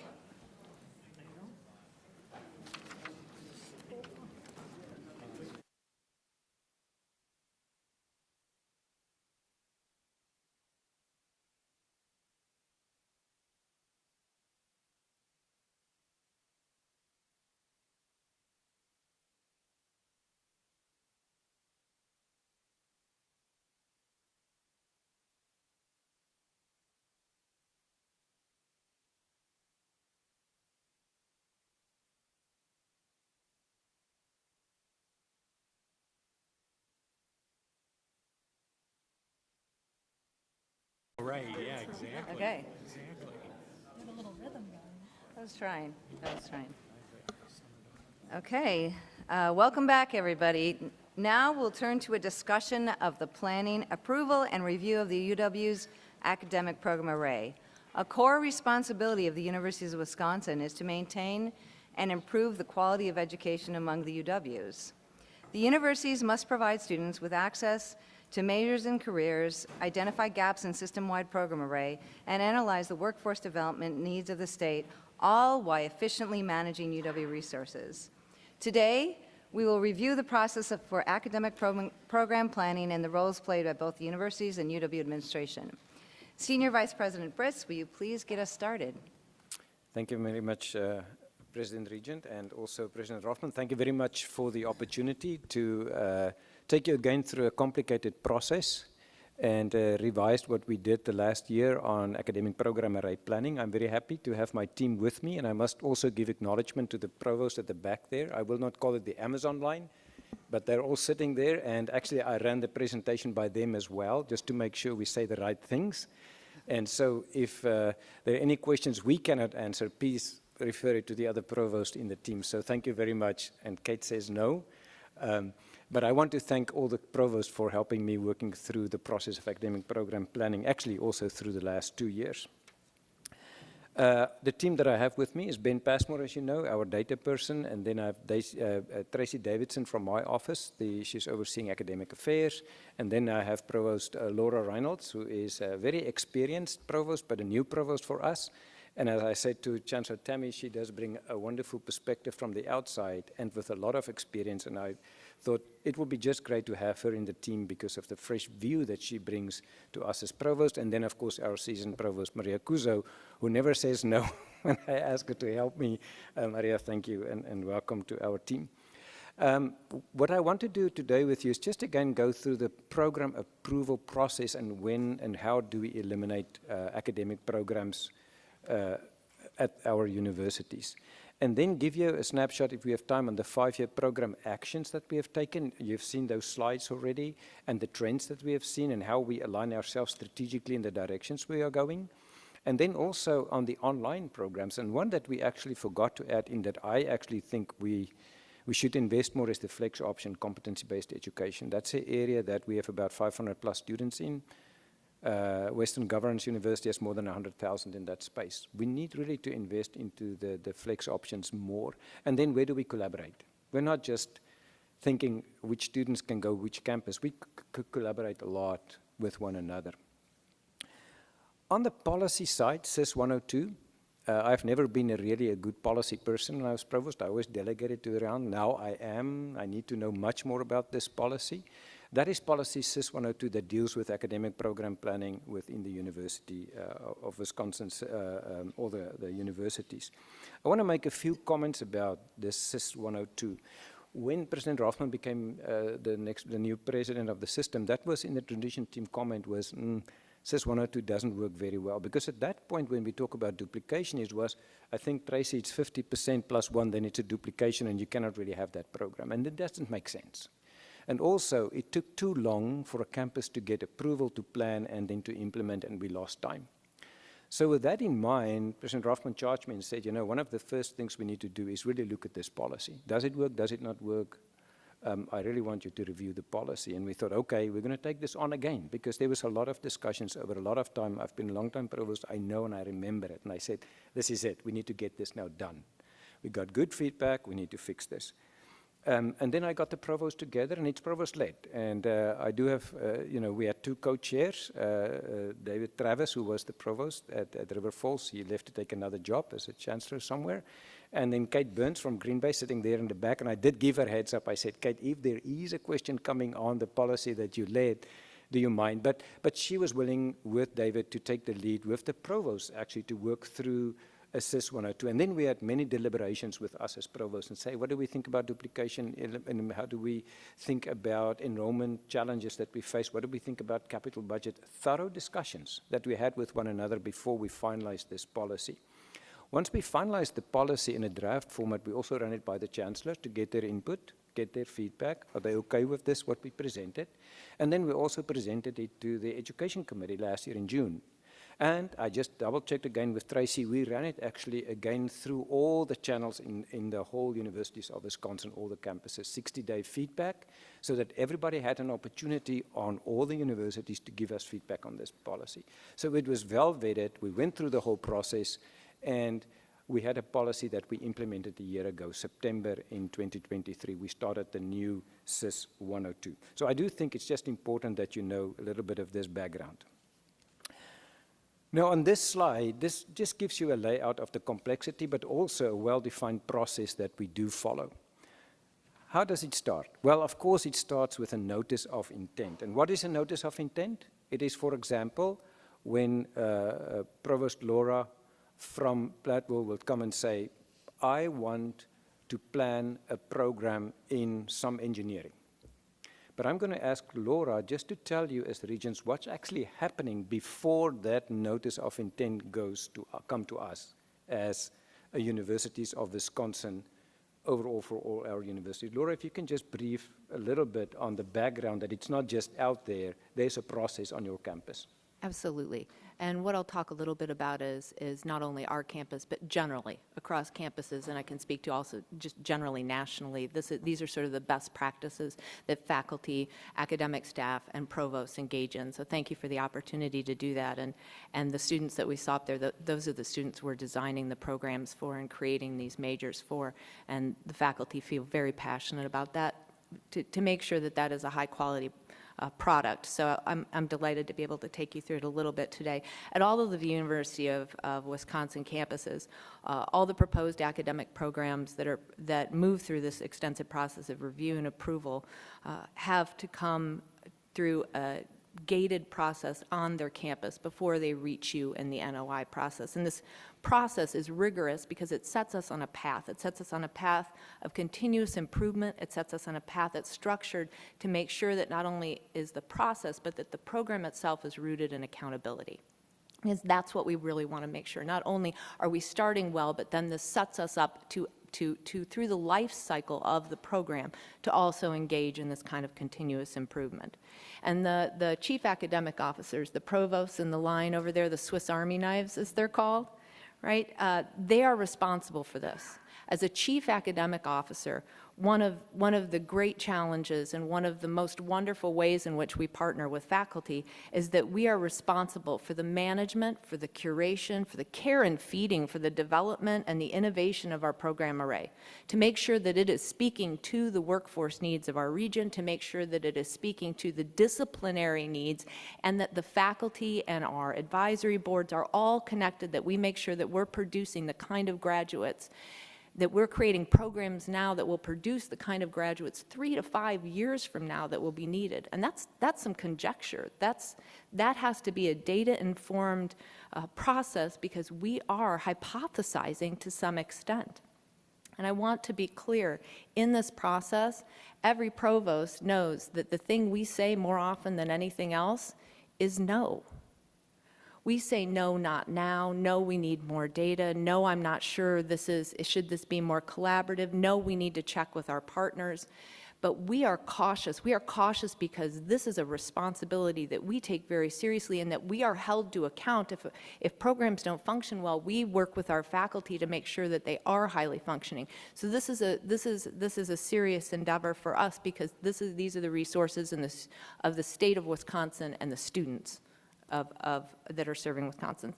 But I also want to highlight one other thing that are two challenges as I lay this out. One is that as we're thinking about extending these resources, the first challenge is that we're projecting future workforce needs and industry-based needs. At the same time, we're trying to project student and consumer behavior. All that on the same stage where things like FAFSA happen, where things happen with our political system. So we have to rely on data from OPAR and from other partners in order to do that. But also, we deal with another challenge, which is really the constant call that higher ed needs to be less glacial. We need to be nimble, right? We can't be dinosaurs. We have to keep moving. We have to keep up with industry. But at the same time, we have to meet all these requirements and gates and benchmarks of accreditors in the state, and we don't flinch at that. We're good with that because we want high quality, but that creates a tension. So that's the backdrop of my painting. So in order to make sure that we meet these challenges, before you ever see an NOI, before we walk through any of this plan, what happens is we have an idea on a campus, and that idea comes from a gap that we see, a gap that stakeholders point out, a gap that we see in workforce, data and hiring, a gap that becomes true when we see internal students on our campus that are not doing well in one major and need a rain barrel program to fall into so that they don't leave higher education because they are place-bound. We are coming up with that to meet student need. And in order to do that, we take research, we take data, we use Ben Shop and OPAR, but we also use the National Center for Educational Statistics, National Research Center for College and University Admissions, as well as census data and market research. As you heard in education, the community education folks use market research, so do we. We have to use EAB and Hanover and a lot of these firms in order to create that structured, market-centered research, and so that we're all using the same data. But the data that we're using really looks across three different elements. It looks across student market demand, it looks across employment market trends, and then we look at budgetary projections. So as a campus, our faculty have an idea, and now our job is to lay all of that data in. So we're looking at the numbers of degrees confirmed here in the state, in the region, nationally. We're looking at the number of jobs posted here, regional, past 3 years, the next 5 years, and what is the delta, what is the likely change in the next 5 to 7 years, which is some prognostication, I gotta tell you. And so we're thinking about all of that amid the fact we're also thinking about consumer behavior. And as somebody with a 21-year-old, that's a consumer. I do not know all the time how she's making decisions. Like students now, 18 to 22, they make different kinds of decisions. They are utility driven. They want to understand what they're getting, why they're learning. And so understanding why they're making the decisions and their families are making the decisions they are is a part of this. So as a part of this process that we produce with Ben, before you see the NOI, we're looking at the last one our campus produced, looked at 87,530 issues of student interest in areas of computer science.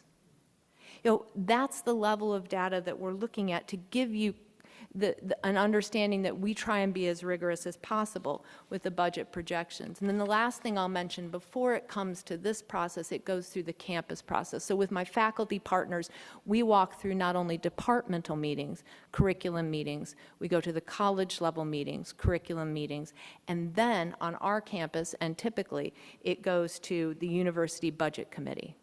And it doesn't get any further than the University Budget Committee, and it will go back to the department and the college if it needs work. This is an iterative, collaborative process with our faculty and with our administration.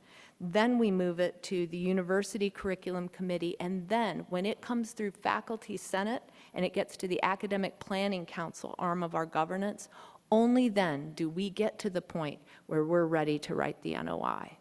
So if you get an NOI from any of our campuses, we have already come to this point where we can say in all good faith to you all and the people of the state of Wisconsin, we think this is a good idea and we have the data behind it.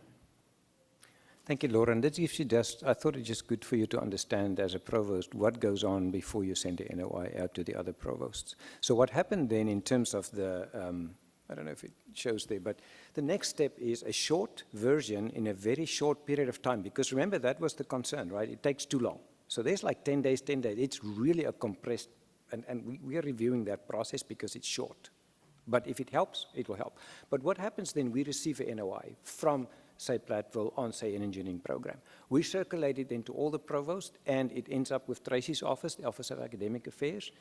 And then if there are other campuses with concerns, according to this policy, they can write up the concerns, right? And say, and there are certain criteria that deals with, disproportionate enrollment impact or disproportionate, if it's a duplicative program, duplication in itself is not the issue. It is the disproportionate impact on your campus that is the issue. And we can talk about that later, we just don't have the time. And the other one is cost and capital infrastructure. So those are specific criteria that is set for a campus to file an appeal. Duplication in itself is not an appeal, right? It has to really be proven that it's disproportionate in terms of, say there's a 2+2 program and this campus decides, I'm not going to do a 2+2 anymore with the other campus, I'm just going to do now the full program. That does disproportionately impact the enrollments at the other campus that you had the agreement with, for example. So the process then is the campuses that does have an appeal, there's then a review committee or a review panel made up of provosts who will review the appeals and look at it and say, it's valid or it's not, right? And I'm really guided by what my provost colleagues, who is the chief academic officers in this university system, that I rely on their input as well. They meet and they can say two things. You know what, the response we have received is not really valid. We think this program should go forward with planning, or, we need to have a discussion. There's more data needed, there's uncertainty here. Then the review panel gave me feedback and say, we recommend there's enough data here that is lacking, that it validates a second level of discussion. I then, in my role, convene the provost who submitted the program, plus the 3 or 2 or 4 campuses that filed an appeal to get together. With me, I'm kind of the arbiter there, we have a discussion. And it can be a tense discussion, right? Because it is my program and you're opposed to my program, what are the reasons? The appeal committee will then say, well, let's talk through the criteria you put out there. We gather new information in this meeting. After that meeting, they meet again, the review panel. And they discuss then again what they've heard in that meeting. And then they send to me a final recommendation. Either, we don't think they should go forward, or we actually think, based on what we have learned, that you as the Vice President of Academic Student Affairs can actually, we think it's a good thing that you submit that for planning. Now, I received that then from the review panel, and it's all timeline-based, right? 10 days, 10 days. It is really tough to get everybody's calendar to get those meetings, but people so far collaborated to say, we have to get this done. I received then this review panel's recommendation, then I need to work through it. Now, I have a discussion with President Rothman. I said, I get advice here. I discussed this with my team, and if needed, at this point I've done that. I then call actually the individual campuses to and have a discussion. What do you think? And I can do three things. Either say no, normally based on the input from the provosts, that guides me, or I say yes, go ahead and do your planning based on the feedback, or I can say yes, you can do the planning, but based on the discussions we had and clarifications, there are certain conditions that you have to meet before you can submit your planning. And then what I must then do in the case of transparency, I then write a memo to the receiving campus, right, to Laura and her chancellor, to all the provosts, and I explain also the rationale behind my decision. So it's well documented, and that everybody has a good sense of why I have made that decision. Right, so I then say, okay, you can go ahead and plan, even though there's some criteria that you have to meet. That then kicks in the second phase, where it says approve to plan. So I say, based on input from everybody, Laura, you can go ahead and you can actually plan. It's just the planning is now approved, not the program, just to plan the program. The next step is the institution develops then a proposal, right, to the board for authorization to plan and to implement a new program. And there's a process. And if you read that, it is an extended narrative. A rationale needs to be given. The financial needs to be explained. The provost needs to sign off. The CBO needs to sign off, all the work that they've done. And the chancellor needs to be signed off. And then, with that letter explaining, yes, we have the assurances financially, as well as the human capacity and resources that we can actually do this program. Then the third step kicks in. Right now they have the letter, they send it through, it ends up with my office. That's the next step. The institution submits the authorization documents to the Office of Academic Affairs. That thick document is then with Tracy. She receives it. They review it. That's their job. They extensively review every single academic program that is being presented to us.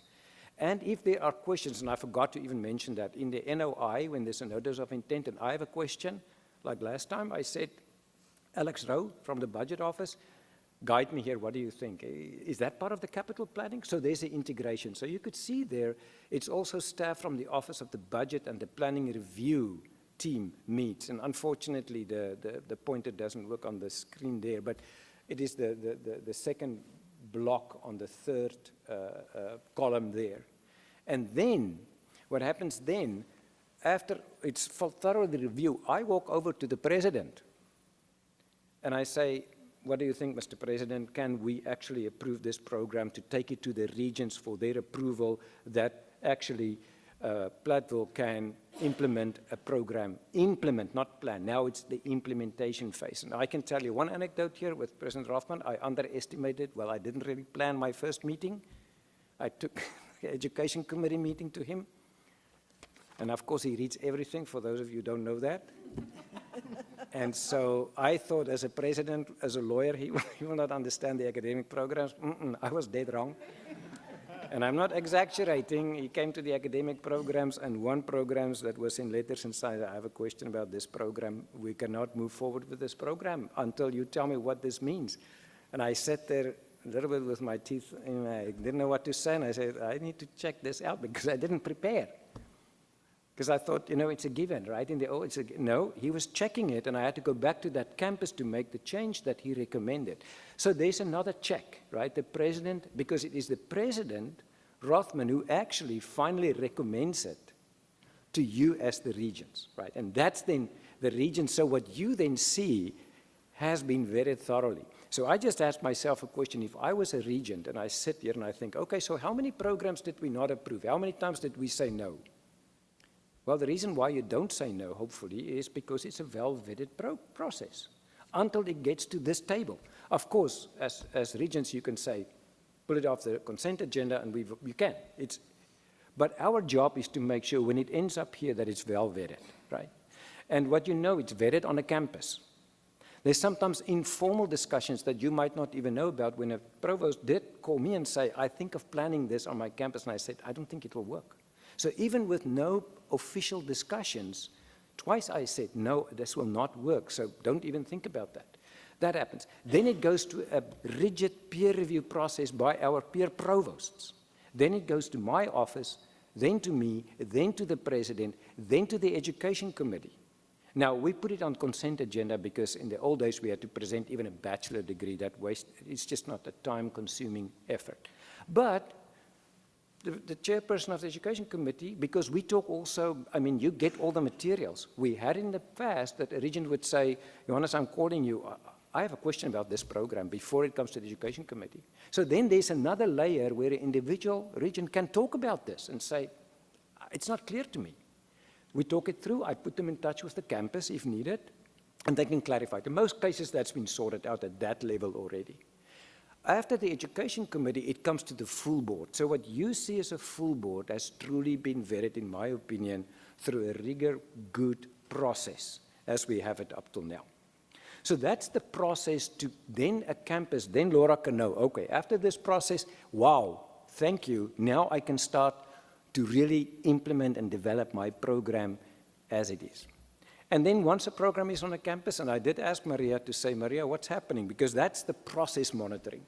If you think a provost just plan and say no, they also have to manage the process once a program has been implemented on a campus. So Maria, over to you to talk a little bit what you do on your campus.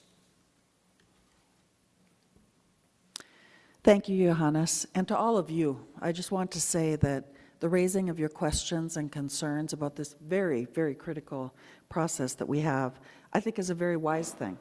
And I just want to tell you that we need to be in ongoing dialogue about this. A one-off like today can only lay out a bunch of information. But I sense that with you, there are ongoing questions about how all this works. And so I'd like us all to be realistic about what we can achieve today as opposed to what ongoing dialogue about deeper issues might look like.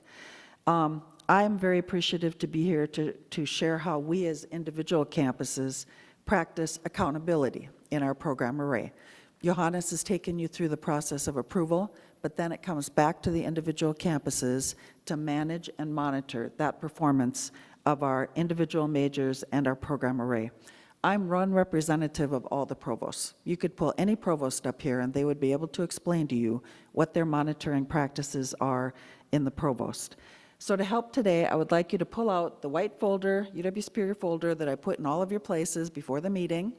And just for ease, there are 4 documents in there, and I'd like you to lay them out so you can grab different ones very quickly.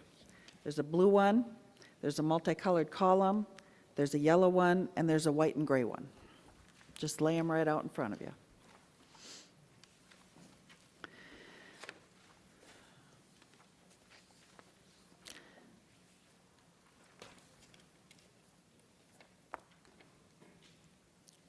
So once we have an academic program that has been approved through the UW system and the Board of Regents, accountability is really measured by 2 health indicators of enrollment. One of them is recruitment. Are we able to recruit students to come into that new program and pursue that as a field of study? And the other is retention, which is, do we keep the students once they come? And that is at the heart of accountability. Those are the things we need to track and look at with all of our academic programs on every one of our campuses. Why? Because enrollment management brings in the revenue that actually allows the campus to continue, and academic affairs is the engine of that revenue. And so in order for a campus to be healthy, they have to have a healthy and performing program array. Now, at Superior, we manage this important oversight function through a clear policy and protocol process. Just to highlight it for you, that's the blue one. I'm a former lawyer. I think it shows in the way the policy ended up. But by golly, we have something that's clear, I think. So it's a very, very good example, I think. What I do want to emphasize, though, is that every single word of this policy was co-written between administrative representatives and our faculty senate. We literally sat down in a room for 16 hours, and we co-wrote this policy. And it was very important that shared governance is thought of from the beginning, because remember, and what Johannes just said, and what Laura said, this all goes through shared governance. We can't proceed unless our own shared governance leaders approve of what we want to do with our programs. This policy is called our Continuous Program Monitoring and Review Policy. And I'm giving you a copy just so you can read it at your leisure. That's not going to be now. I'll highlight a few things for you, but it's got a lot in it. This walks you through what is a multi-layered, multi-step, phased, efficient process for monitoring our program performance on an annual basis. And I want to emphasize that about the Superior Plan. We do this annually. There are some campuses that will do this every couple years, or they will do it every 5 years, but we wanted an ongoing, vibrant practice of being to dip into the performance of our programs at any point in time. Originally, we created this for our undergraduate program array, but last year we decided to add all graduate programs and all minors as well. So as of today, our entire program array participates in this annual process of information exchange. So let's start with how the process begins. As a prelude to the process and the policy, every academic program every year receives a data summary of their performance through our dashboard process. If you pull out the yellow sheet, these are the definitions of the key indicators of performance for a healthy academic program. And I like to view this as the annual health check. How are our programs actually performing on these 7 indicators? On the yellow sheet, I'll just highlight a couple of them that are critical. So the average number of graduates over 5 years. This is actually a UW system mandatory requirement. The number of enrolled majors. This tells us that students are walking with their feet and joining that program and wanting to pursue study in it. The average number of credits toward degree. We want students to graduate earlier rather than later, so we monitor that. The average number of credits for transfer students. Remember, again, these are students who come to us with credits already earned, but we need to keep their pathway to graduation as efficient as possible. Average class sizes. This is now becoming a very big issue when you want to think about efficiency of academic affairs resources. So we want fewer classes with smaller numbers and more classes with higher numbers, because that creates less need for more instructors and therefore gives us efficiencies in the budget. Completion rates, of course, we want them to graduate. And student credit hour production, which helps us determine how much it costs at UW-Superior for a student to complete and be educated in a major. Once the departments receive this annual report, and it just went out last week, so we're right in the middle of the process right now, they sit down and take accountability for their own performance. Every department is expected to meet together, look at the data, and the dean and I make visits to different departments to visit about the data. And I want to tell you that once this policy was created, the academic programs really took this seriously.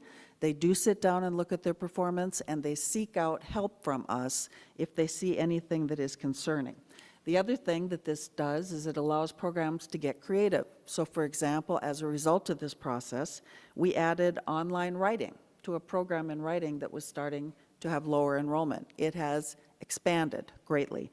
We also added online psychology, computer science, and transportation logistics because the numbers revealed that would strengthen program enrollment. Now, 2 indicators are the most critical: the number of enrolled majors and the 5-year graduation rates. And poor performance on those 2 indicators can cause entry into the policy, the Continuous Program Monitoring Policy, which means a deep dive review into what is happening with a given program and the opportunity for an early warning to help turn around that program if they are headed in the wrong direction. Let's face it, if you don't have sufficiently enrolled majors, you're struggling. If you don't graduate students, you're struggling. Those are the two realities that we bring before the academic departments. Each fall, administration, department chairs, and the faculty senate receive the report on what programs are coded as red, yellow, and green.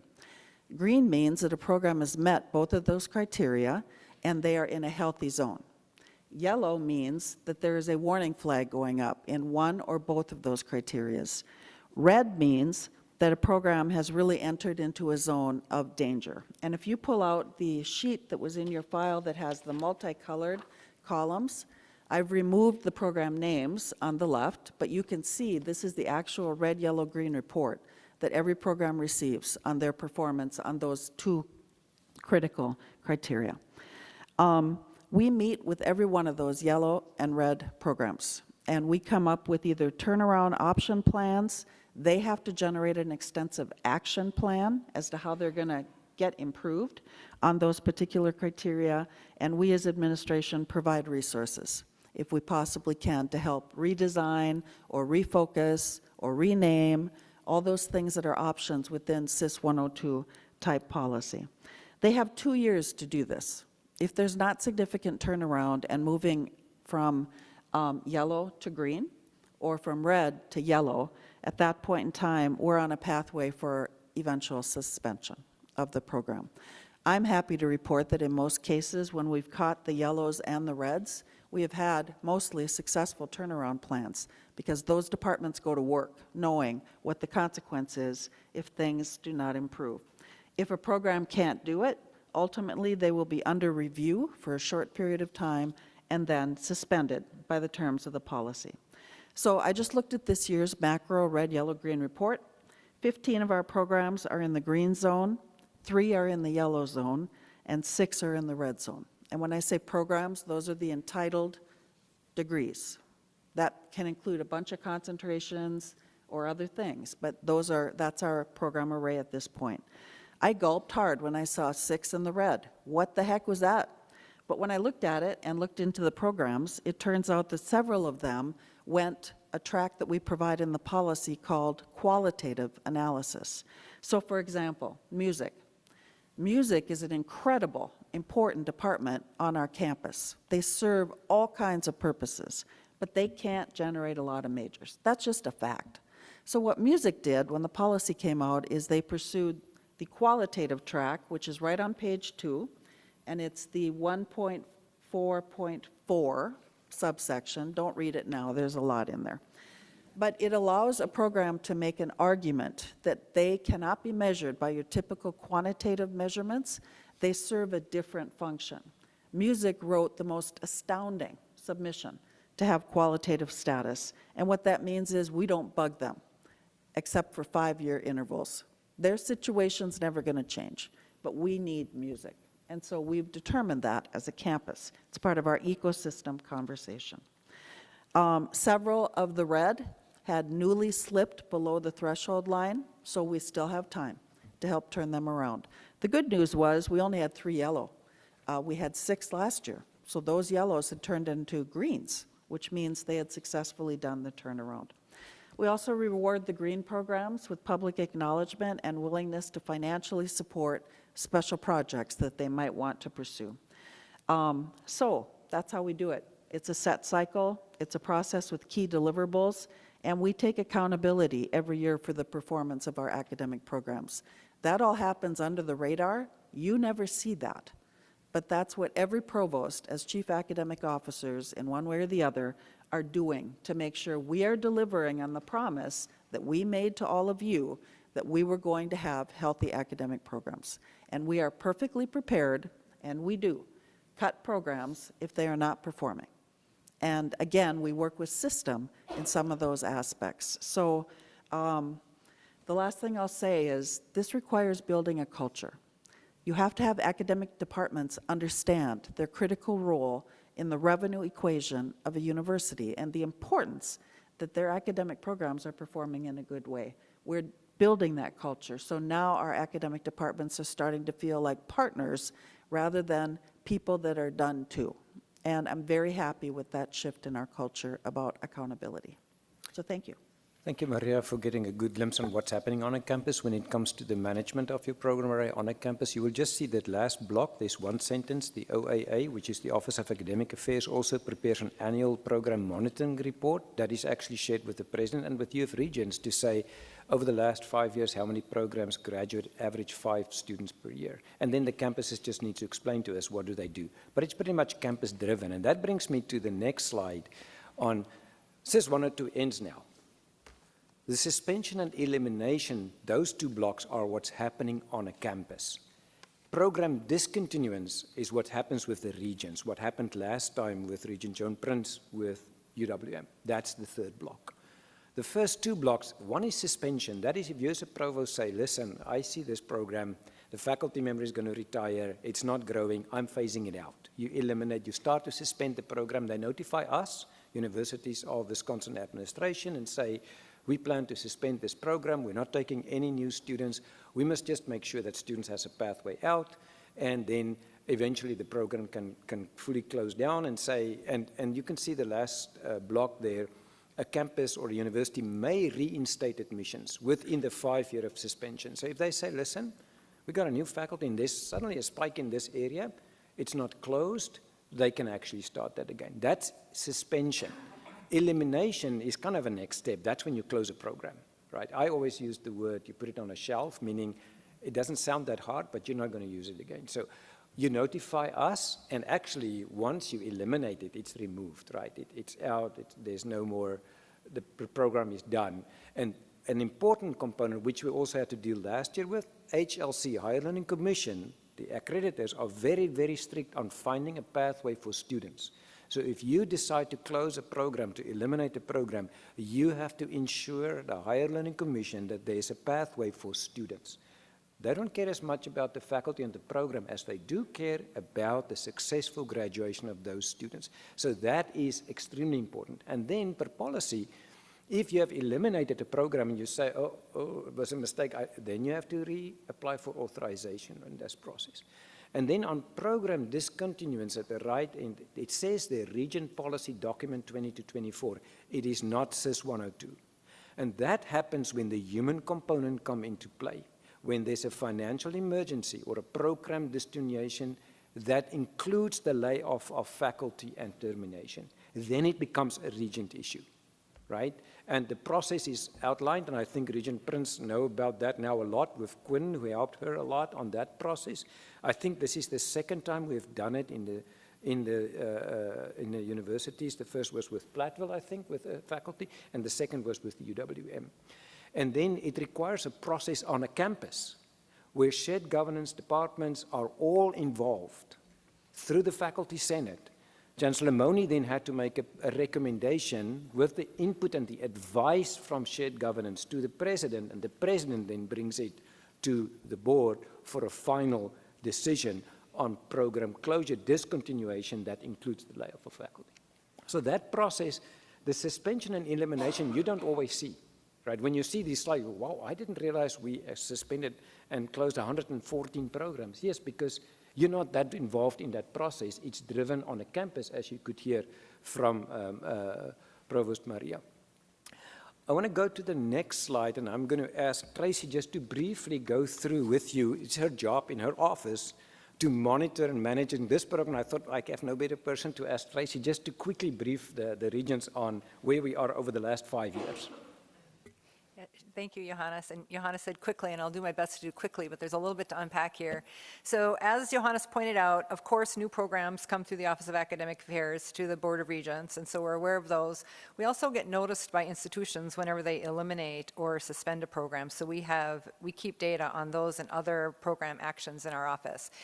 With new programs, Provost Reynolds did a really nice job of talking about the role of navigating workforce needs and regional workforce needs as they develop and consider new programs. And there are a couple other instances where we'll have new programs bubble up to our office.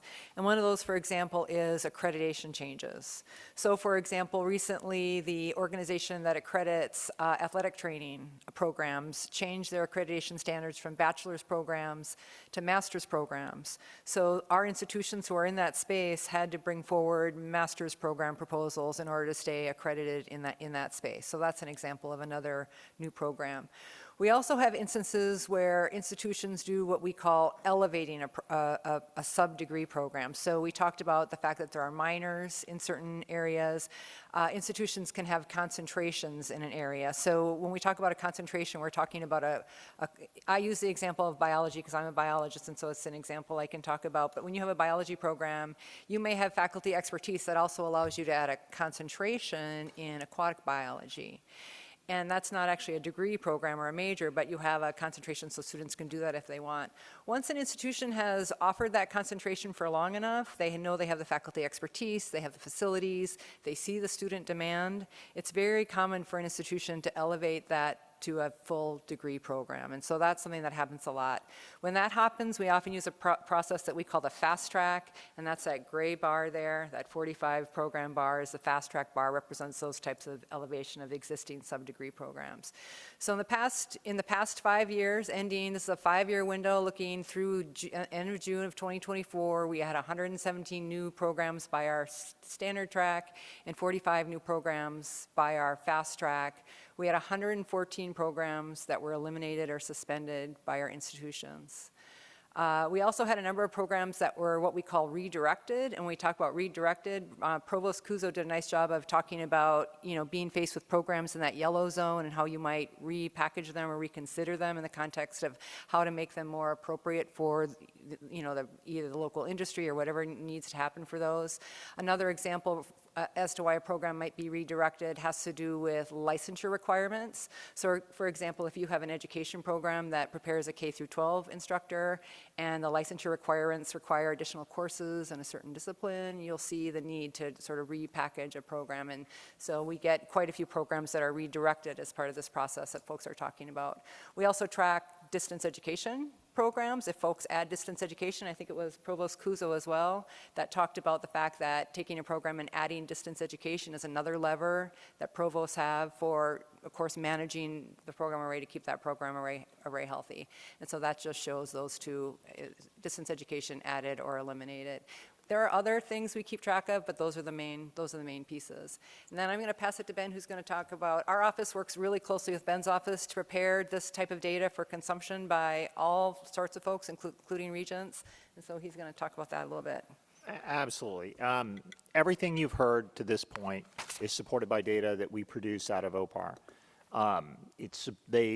Folks draw in other data, they draw in campus-specific data, they draw in very kind of niche data for specific programs, but we support this at every level to make sure that the information that people are referencing is information that everyone has access to. It is the same basis of evidence for the discussion, if it's the provost talking to one another, if it's us at the universities of Wisconsin speaking with provosts, or if it's representatives of the universities of Wisconsin staff speaking to the regents, all the same information. In addition to kind of orienting our material towards the individual campuses and all those pieces, we also prepare and maintain a program changes dashboard that through our 2 offices that is updated before every board meeting, that has absolutely as up-to-the-minute information as we can put with it, that allows you to see what programs, how many programs are being have been approved to plan, authorized, suspended, eliminated, or redirected. This is, the material here is at the absolute highest level. In fact, you can drill down to very detailed level of information, and this is all completely available to you right now and has been for some time. I'll leave that there, and I'll make sure that anybody who hasn't easily accessed this can get access to it. But it is, we want everyone to be talking about the same things. We want everyone to be to as much transparency as we possibly can have. Tracy? You want me to go ahead? Okay, so sure. So this is a 5-year program, trends by area. So this slide basically shows the programs in general disciplinary categories that have been both approved in the last 5 years or eliminated or suspended in the last 5 years. So that pie chart on the left shows all the programs that have been approved in the past 5 years, broken out by STEM category, so programs approved in the STEM area, programs approved in the business area, and programs approved in the other area. And it's broken out this way just to make the point regarding how many programs we're approving in areas that we know our workforce, there's a high workforce demand. And so that's what that's meant to show. And you can see the high proportion of programs in those areas where we have a high workforce demand. And of course, a smaller proportion of those programs are being eliminated in the eliminated or suspended category. That's just a high-level overview. Can I have the next slide? This is just a drill down on some of those on some of the workforce demand areas that we see in the STEM. So this is a breakdown of that STEM data. And you can see we have very high program addition in computer and information sciences, engineering, health professions, which of course we know are areas of high workforce demand. And again, Ben's data could help you really drill down on this. If you went to that dashboard, you could really see some details about the kinds of programs we're adding and where they're being offered and those types of things. That data is all very detailed and available. Thank you, Tracy. And I will just talk a little bit about the online modes. Remember I mentioned the flex that I still think we need to build in somewhere a little bit more representative. But the online space, we started in 2002 with about 13,000 students taking some or other form of an online class. At this point, last year, we were about 125,000 students do take some or other online class. Not fully online students, but they do take online courses. And of that 122,000 students, about 80% of them are part-time, right? They are enrolled part-time online. I mean, they're enrolled on a campus, say in Milwaukee, they take 5 classes in person and 2 classes online, right? So that's about 80% of our online students. The other 20% are fully online students. But of that 20% that's fully online, 80% of those students are working adults, right, who just take courses. Now, here is just one point. That is Capella and Western Governor and Southern New Hampshire has about 6,000 of our students in fully online courses that enroll in those campuses. So that's why we aggressively pursue the online portal and marketing specifically for that market with students not enrolled in on-site person-to-person, in-person instruction, but fully online. There's 6,000 of them that we probably could have had a better market to capture them. But we've seen growth, right? 82% of our undergraduate programs are still mainly face-to-face and 18% are online. And in graduate programs, we see more. I mean, professional graduate programs is truly a space. People work full-time. They can social work, library science, computer science. And since the pandemic, it became more general. And that's also a market that you can go more out of state and international because people don't have to get visas.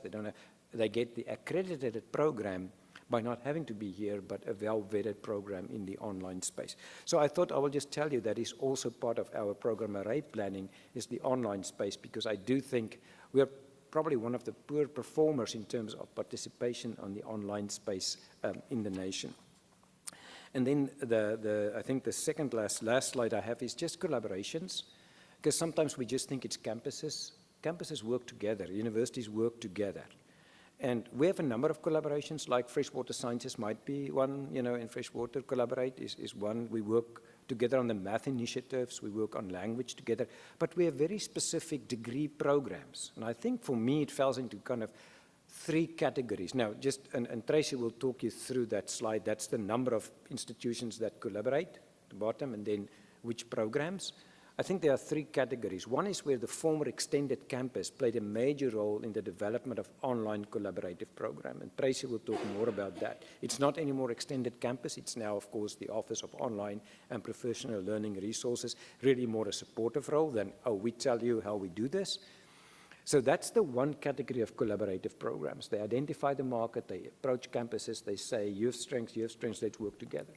The other one, and then Ed, I think you're here, I just want to make sure that I remember the MBA is correct between La Crosse, Eau Claire, and Oshkosh, right?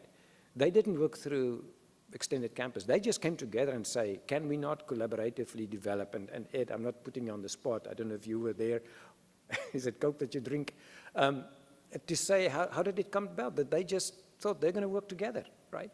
Collaboration. We have strengths and we combine it, an MBA, collaboratively between those 3 institutions.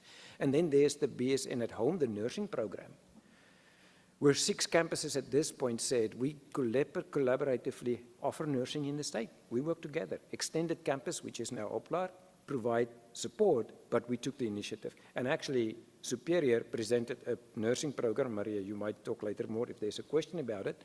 And she realized we cannot do this program on our own for accreditation purposes, for resource purposes. It's not going to work, but there's a huge need up north for nurses.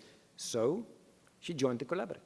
So there's a lot of good collaboration also amongst our campuses, universities, that I just thought I would like to share with the Regents. And Tracy, maybe you can just talk a little bit about the essence of this collaboration in short.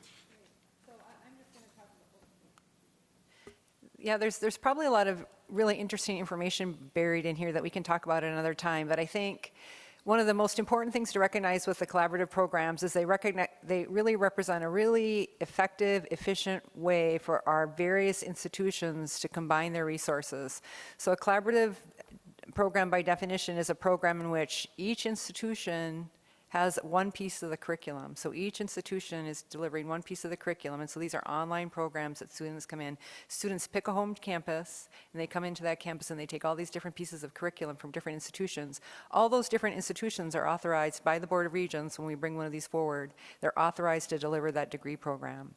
So when you look at the 15 collaborative programs here, they represent about 15 points of access to different degree programs for students across the state. So I'm going to leave it at that, Johannes, unless there's anything more you'd like me to add. Okay. Yeah, I thought that was just good, you working in your office more with that. So, Regent President, that is our presentation. I want to thank you again for the opportunity to share with you. It's kind of policy work, it's a lot of hard work, but it's also exciting. And I was impressed when I saw, well, actually it goes in a direction that if you don't see the holistic picture, and just individual cases, you miss the bigger picture. So thank you for the opportunity to share with you our academic program array planning, and thank you for my team, and thank you for the provost.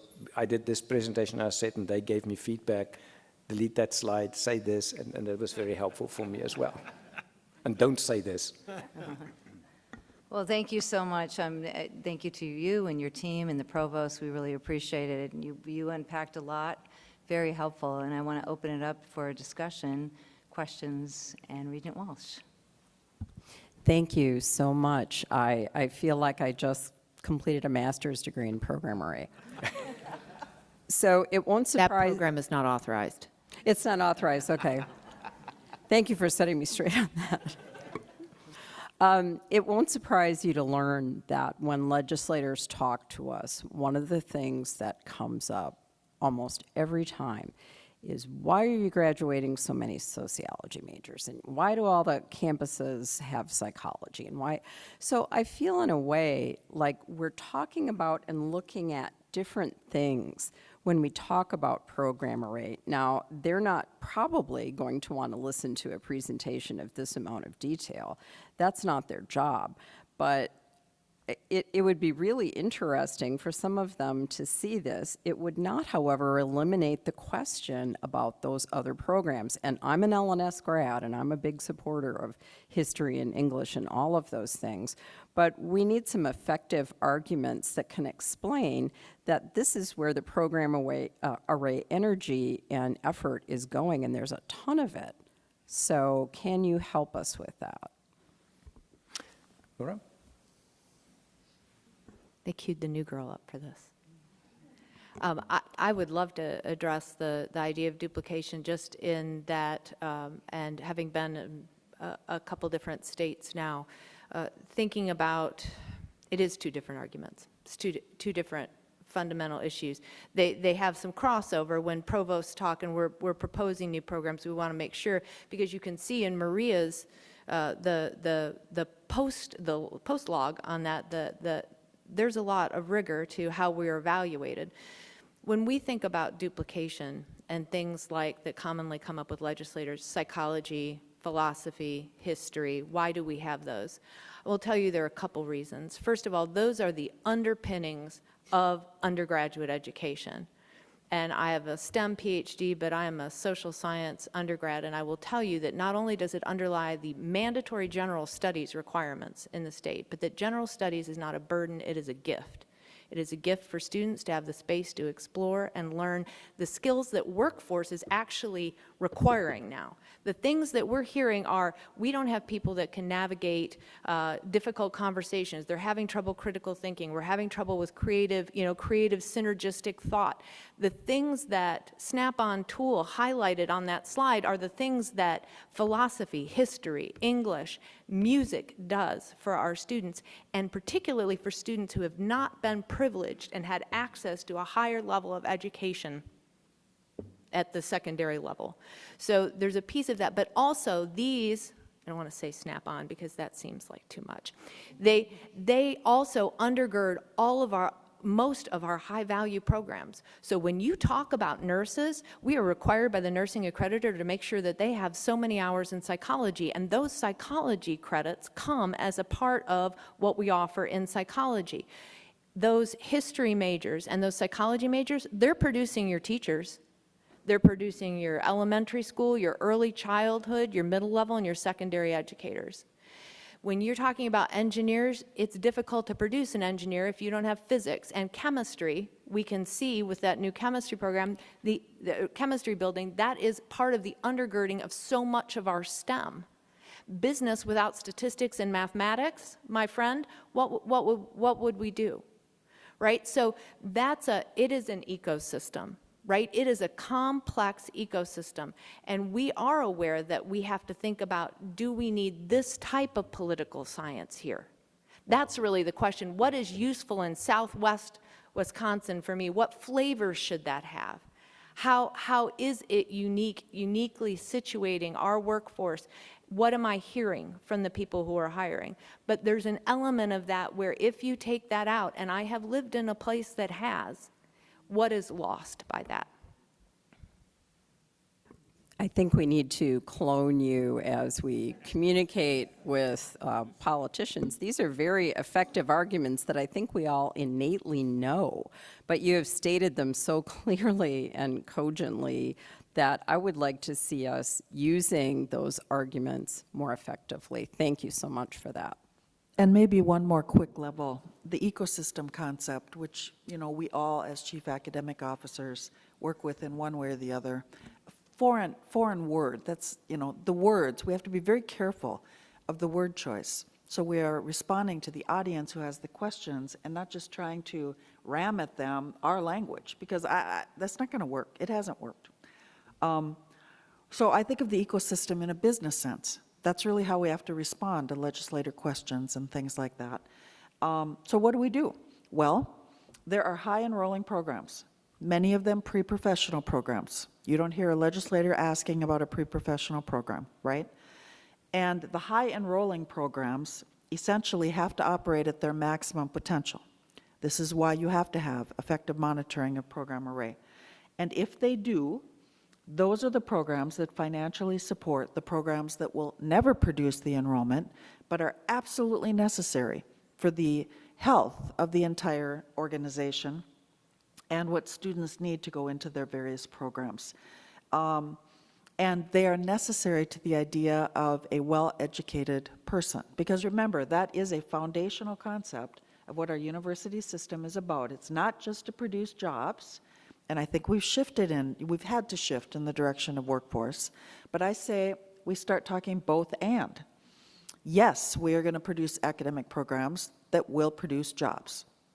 We've always done that. We're more tuned to that now. All of us are. But we are also producing well-educated citizens who are able to engage in their communities and contribute and be part of those communities.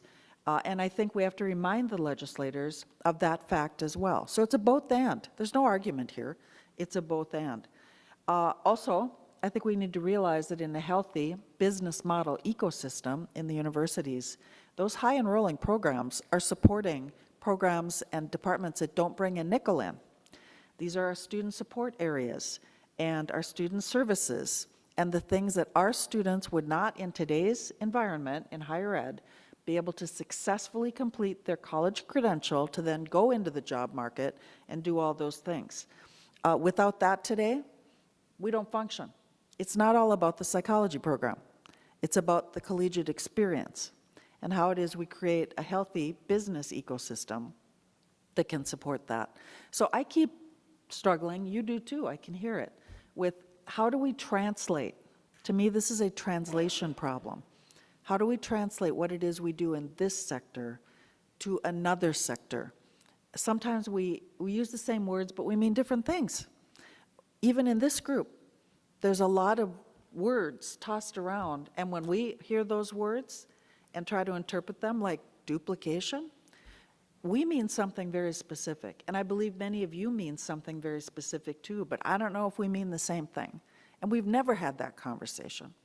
The same is true with legislators or outside observers. We need to clone you as well, by the way. Thank you. Yes, Regent Tyler. So, Provost Reynolds, I was enthralled by your description of the depth that you look at it at market demand for these kind of programs.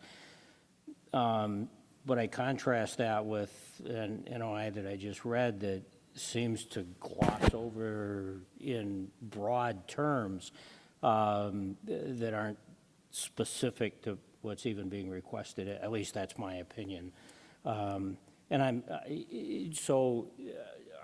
Is there more documentation than the NOI document that, because what you described, I'm expecting to be a volume, and what I read was a paragraph or two.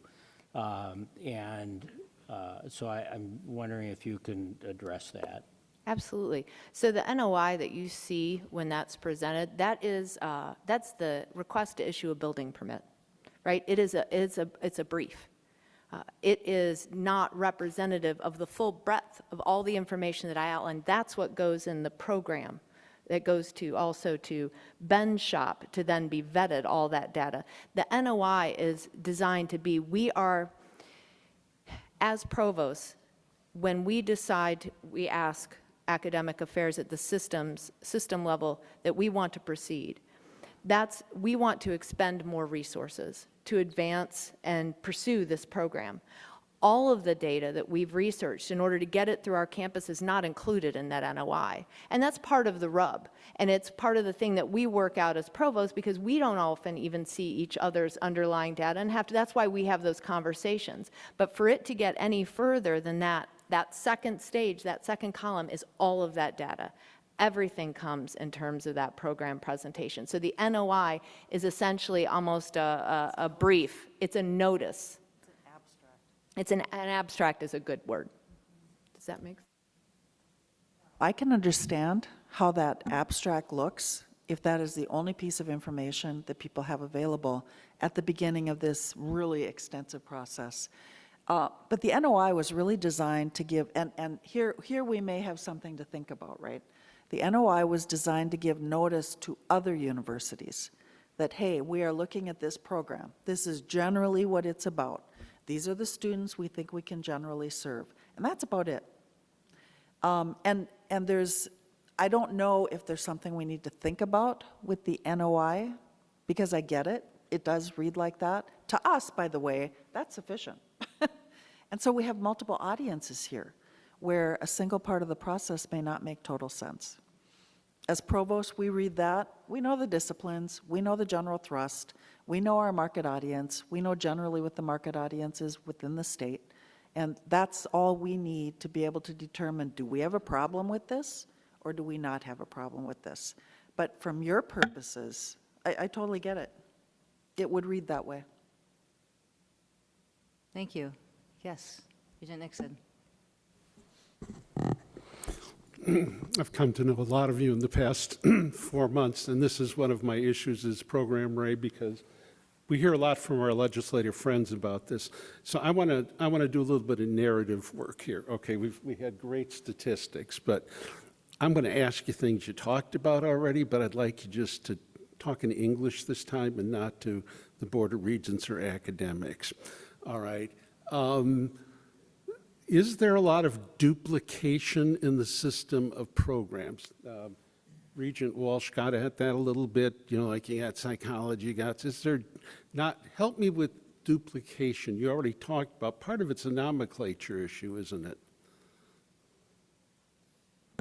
It is nomenclature, and I guess the piece that still lays under it is there are different kinds of programs, and I think that's what we really need to talk about. And so, are there those programs that also, I can say, having a little bit of breadth of location, these are common things that are held at all comprehensive universities and regional public universities. There are some assumed programs that we need to offer because we've got place-bound or folks that want to stay within 50 to 100 square miles of their campus. So psychology, because it snaps into all these other things that we offer. And Snaps on. Snaps on, yes. I'll work on that. But also that then we have these high value programs that are also where we really need to think about. They're two different sort of things to think about. So I guess one of the things that we talk about a lot with Ben is then Ben and his shop do a lot of analysis on that niche of program. And so I think those are sort of two different discussions, the ones that we expect to be the common currency of the regional comprehensive or regional university versus those high value pieces. So I don't know, Ben, if you want to talk a little bit about that. Yeah, let me try to, what we did was less at the programs like history programs at a comprehensive university, more at the high demand, high value sorts of things like engineering programs. And what we found is duplication here is not only not to be feared, it is a positive. What we see is when we add these programs, we don't take away from other universities, we just add people into those things. It just grows the pie. And I think that is actually, the best way to think about this, that there is unmet demand for some of our highest need, highest demand programs. We build those, the students do in fact come, and we have empirical evidence to support that. And so when we talk about these things, it really becomes a secondary thing. It becomes a question of cost. It becomes a question of how fast can we stand it up? Do we have the faculty for those things? Because they can be expensive to do. But we will bring in students. They are the students who meet the most important, the most high demand workforce needs within the state. So our analysis has supported some of that development. And help me with collaboration among programs. It's not everybody. Look, one of the things that I've heard is all the chancellor's got to do is ask for a program and they get it, and we're going to have 14 of the same programs around the state, and nobody's going to cooperate. Could you just talk in English about that for a minute? Okay, I want to talk in English about two levels of that, though, okay? Your question was, how do we have a narrative about duplication with outside observers? We always answer with the data. That's partly why we're in this situation often, and the data is good, and this is all true. I think the real problem with duplication in a broader sense is, what are our assumptions about duplication? So the narrative I hear when, this topic comes up even amongst us is duplication in a corporate sense is bad. It's bad because it's affiliated with wasteful, inefficient, and redundant. And consequently, duplication inherently, as a word, in the context we all live in, is not desirable, and we shouldn't be doing it. And we go right off to the races. So I think we have to go back to the core principle of what are the assumptions people have about duplication. Now, the answer to that is partly what Ben said. In our sector, in the way that higher education works, duplication is good, and these are the reasons why. Now, I think that would be part of the narrative that would be very helpful in trying to respond to this. Now, you had a specific part, though, to what you just asked. What was it? I'm a lawyer. I always come at collaboration among campuses. How does that factor in? So even if you have multiple programs. Yep. We do not have identical multiple programs across multiple campuses. So, could you repeat that, please? We do not have identical multiple programs across multiple campuses, all right? Every campus has their fabulous faculty and instructor community who design their bent on a particular discipline. So you can have a psychology program at one place that focuses on topic A or B. You can have a psychology program elsewhere that focuses on something else. The whole point of all these processes that we've overloaded you with today is to help us discern what are the distinctions between the programs that might be named the same, but actually in their content have unique differences and differentiations. Believe me, in today's regulatory world, now I'm a 30-year veteran in higher education this year. In the world I've lived in, there are many iterations that we've all been through. So I can see where in the earlier years of my experience in higher education, none of this was really relevant because higher education was understood as an inherent public good and nobody was probing into it the way it is, right? So as we've evolved, particularly in the last decade, I think, in Wisconsin, we have had to adapt to a world that is not about inherent value, but rather is about what makes you different from you. And why would we have two of you?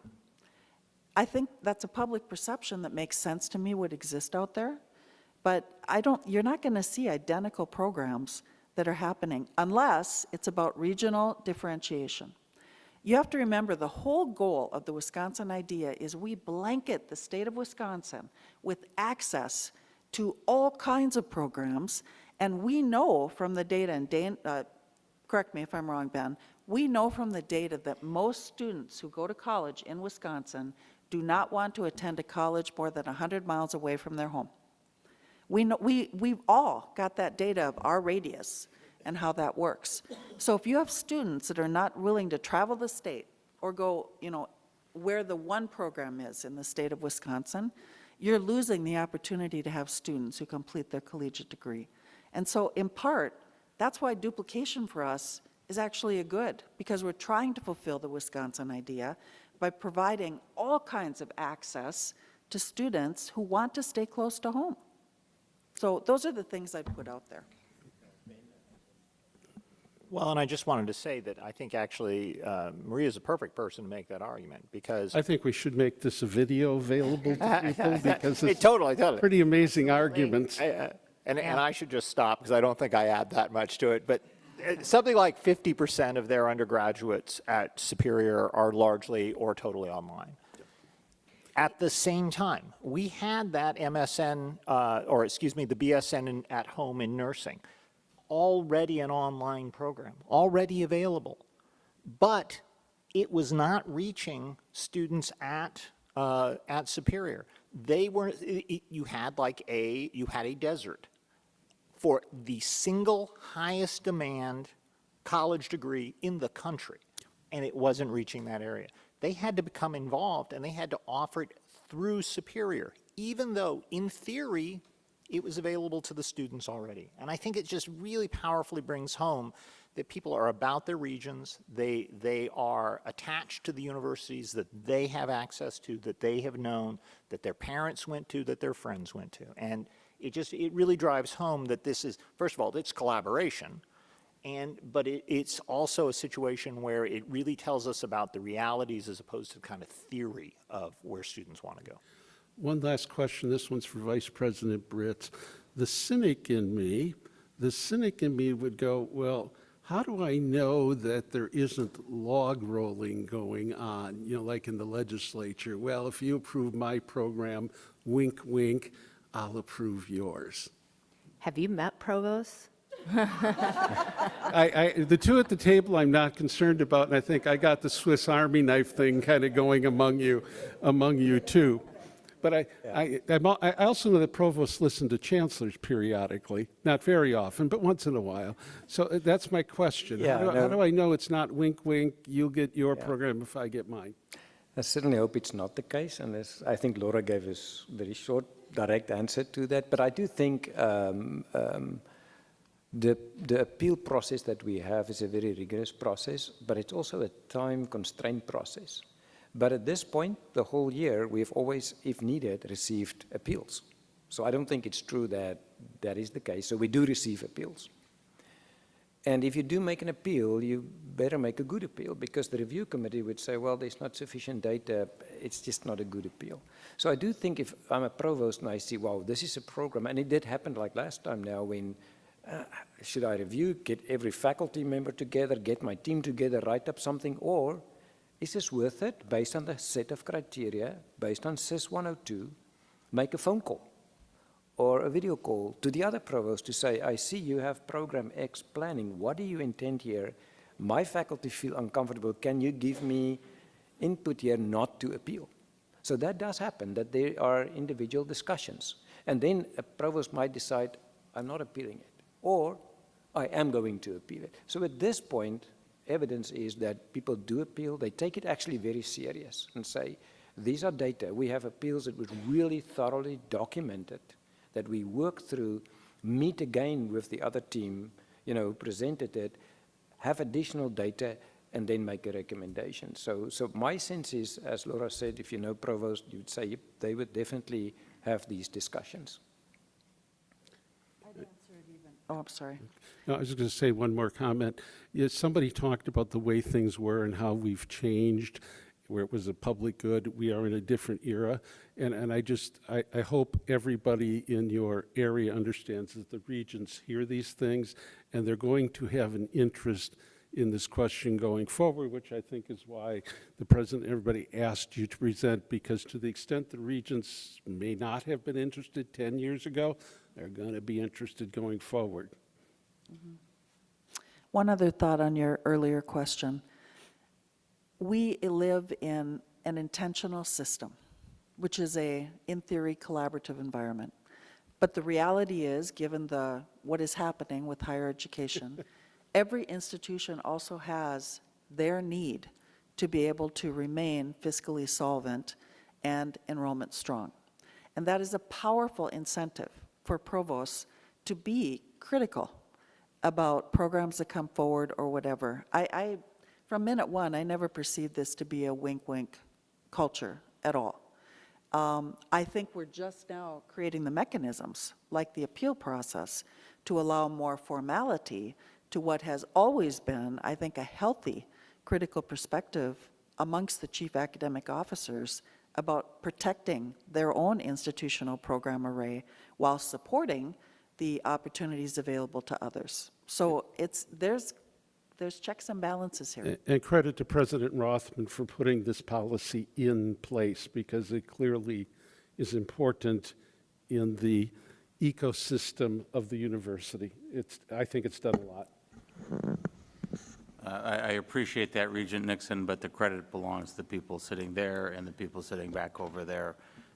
Johannes and I, we identified an issue. It came out of a transition, actually an issue raised by the chancellors in my transition process, and I applaud the effort. It always needs to be continuously improved, but I think you can understand the amount of focus that goes into this, the discipline that goes into this, and quite frankly, although it is a lengthy process, it is now a lot faster than it was before, because I think we get criticized from time to time about not being as nimble. And I think my hope is we have struck the right balance between being nimble and addressing market demand, at the same time being very deliberative, particularly in an era of extraordinarily scarce resources, unduly scarce resources, I would add, just to put in another plug, just to make sure I haven't been clear on that point. So, I'm sorry, where do we rank nationally? I've forgotten. I'm sorry. Thank you.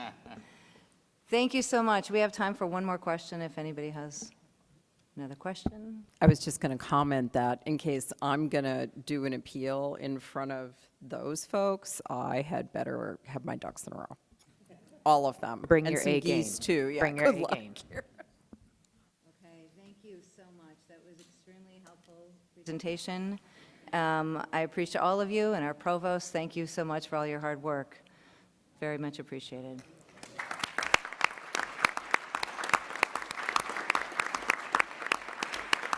So before we move on, and we're in the final stretch of our meeting, I just wanted to add something I should have added in the beginning, that I think Dr. Rye would agree with me that sitting too long can be very unhealthy.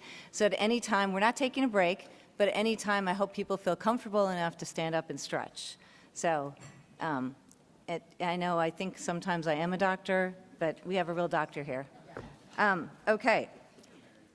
Yeah, right, it counts. If I'm married to one, it counts. So, Okay, it is now time for one of our most enjoyable responsibilities as a board, and that is the presentation of Regent Awards.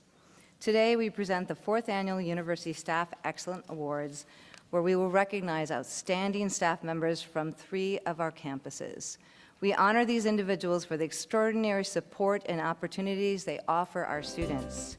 To lead us in the awards presentation, I will now turn the floor over to Regent Jack Salzwedel.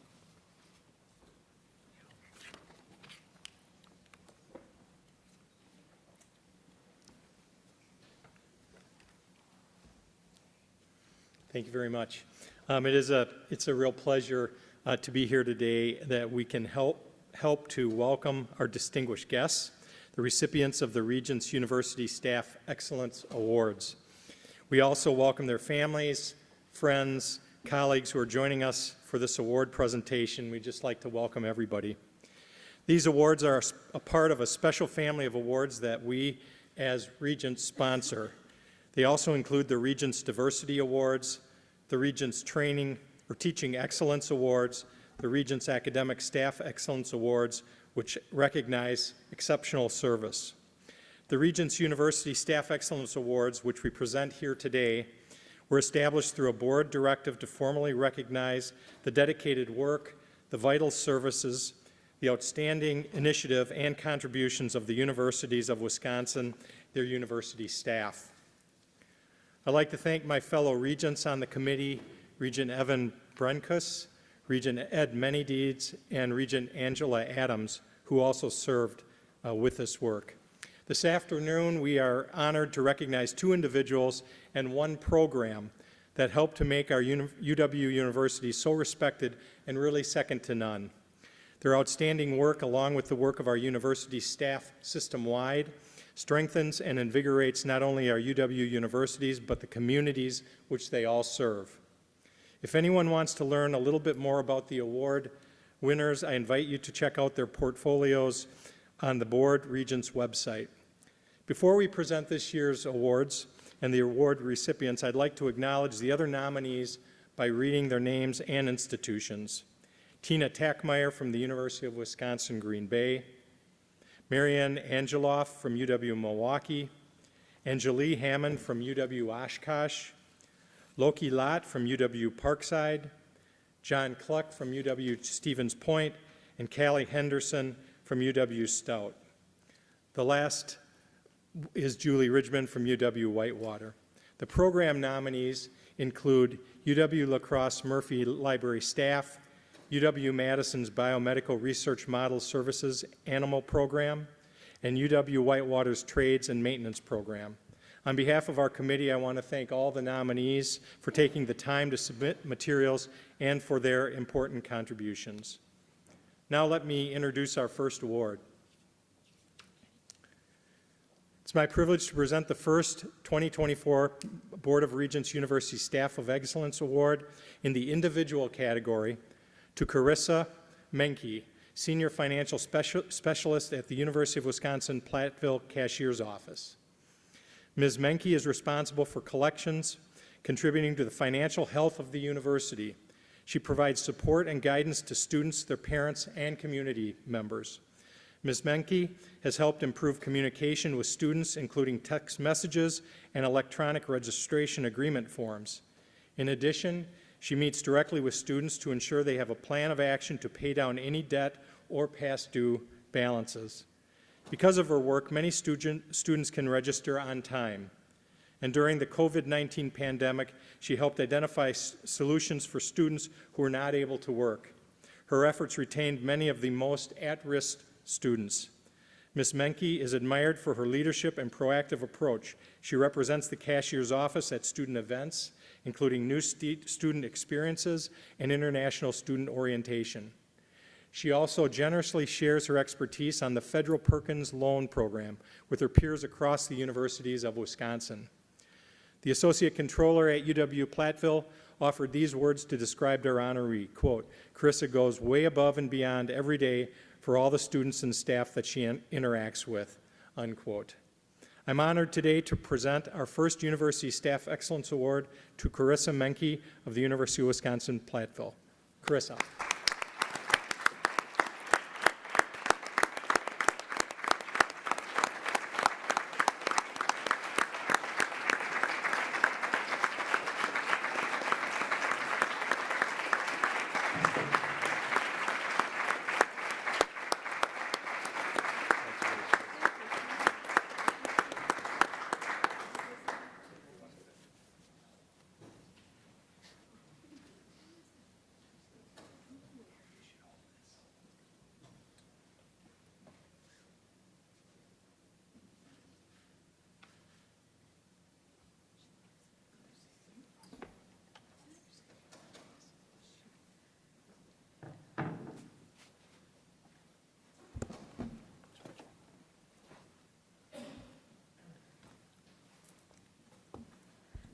I'm not used to this. Thank you so much. I really appreciate this award. To even be nominated for the University Staff Award was quite the surprise, but then to receive this, I am just very honored. I know there are a lot of people at UW-Platteville and across the other campuses that would be very deserving of this as well. So I am very thankful to be recognized for my efforts, and I really appreciate those who took the time out to nominate me for this award. For me in my role, it's always been very rewarding to assist students with their financial questions and concerns. I always strive to be empathetic of their situations and help them work through solutions and educate them on what the possibilities are. So, and then, you know, when you're able to come up with a solution, to see that like sigh of relief or aha moment on their face is definitely what makes it worthwhile. So that's always been very rewarding. And I'm lucky to have an amazing team at UW-Platteville too. My colleagues are hardworking and very knowledgeable, and I think they're probably why I'm here right now. So that's just always been great to have those individuals in my corner, and it's definitely a team effort. So thank you again for having me here today, and congratulations to all the other nominees and award recipients as well. So thank you.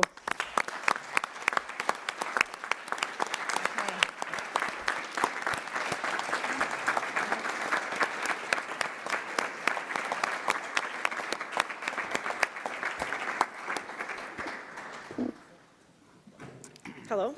It is my pleasure to announce our second University Staff Excellence Award for 2024 in the individual category. Goes to Dirck Nagy, Library 3 Assistant in University La Crosse Murphy's Library. Mr. Nagy works the late night shift, providing the evening face of the library to patrons, including students and the public. He is also on the on-call manager and helps manage over 40 student workers and 2 lead student managers who assist during the evening hours. Mr. Nagy provides inventory control and growth planning of the university's library collections. He created a system to ensure all items checked out of the library are reshelved in the correct place, including double checking that every item in the extensive collection has the correct library status.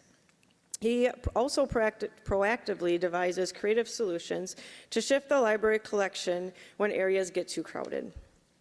This past academic year, Mr. Nagy led the challenging task of moving all materials back to the renovated space following the August 2021 library basement flooding. This includes the university's vast collection of journals. All in all, materials totaled over 77,000 government documents, reference items, and bound periodicals. His focus on students led him to recently provide board games and puzzles. Library patrons can take a break from their studies and take part in a social activity that spurs critical thinking.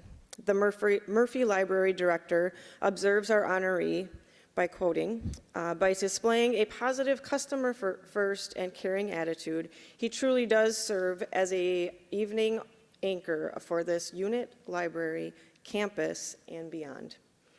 I regret that Mr. Nagy is unable to join us today for today's celebration. We will be sure to make sure that he receives his award.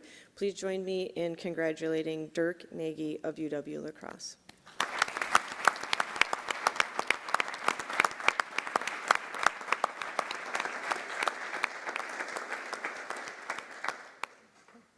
Regent Adungo.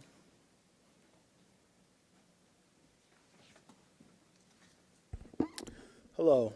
Our third University Staff Excellence Award for 2024 goes to UW-Stout's University Custodial Program. This program of 54 custodians is organized into 3 operational areas: academic and service buildings, university housing, and student centers.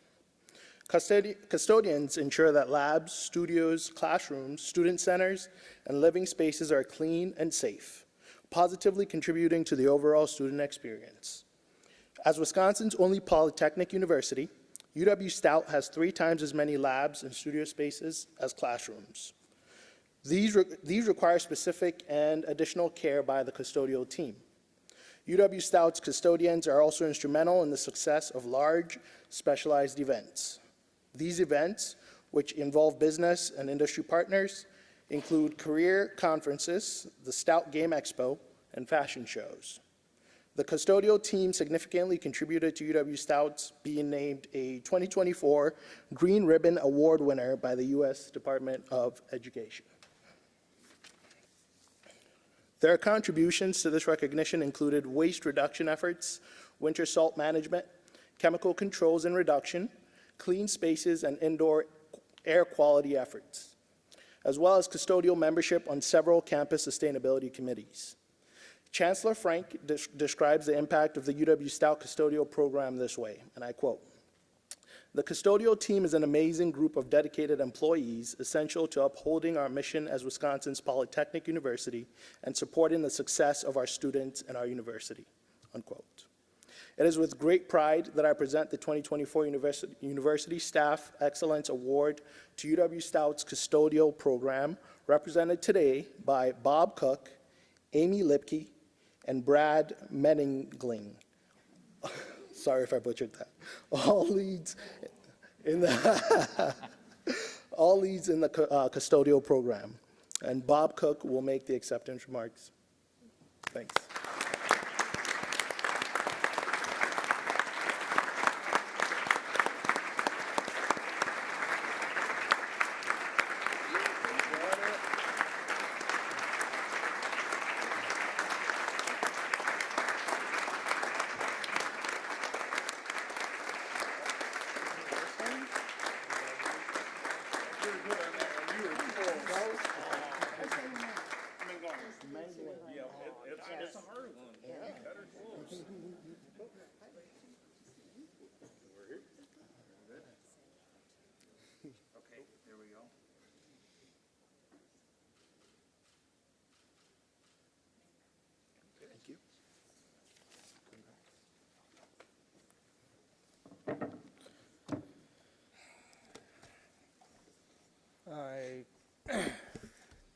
Not used to this.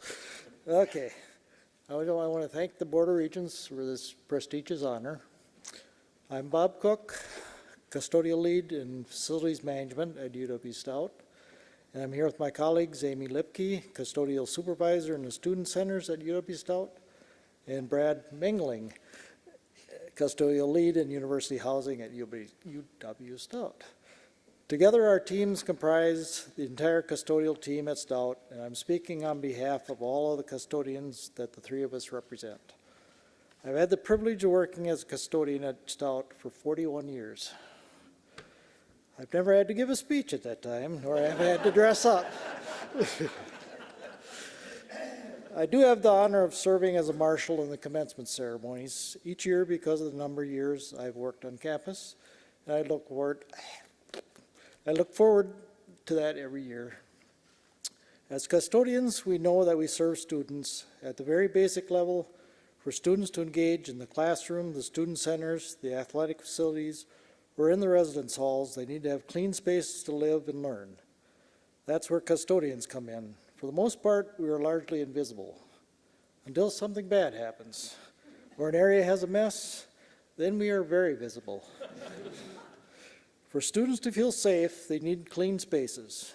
Together, we take care of 2.24 million square feet of classrooms, labs, residence halls, student unions, dining spaces, and athletic facilities. And during the pandemic, when health and cleanliness of the spaces took on extreme importance, custodians from all departments across campus came together to clean whatever spaces needed the attention that day. While we report up through different areas, we all work together because it was about the students and the staff and keeping everyone safe and healthy. Just as important to students thriving in clean and safe spaces is the need for students to feel a sense of belonging. Custodians play a critical role in students feeling welcomed, and sometimes it is the custodian who notices something about a student and can refer them to someone who can help them on campus. While cleaning is an important part of our job, ultimately, we're about creating successful students. Thank you again. We are so proud. Good job, Bob.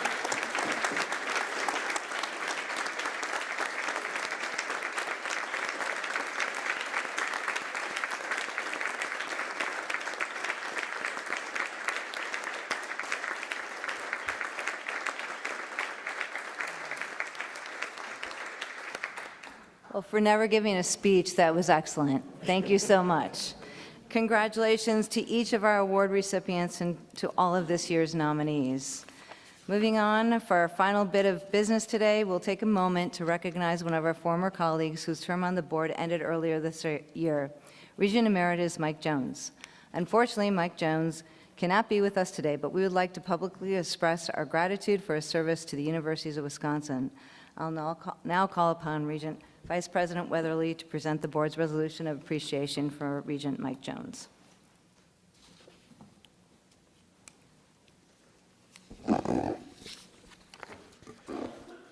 Thank you, Regent President. As Amy just shared, Regent Jones isn't here today, and I find that somewhat actually appropriate.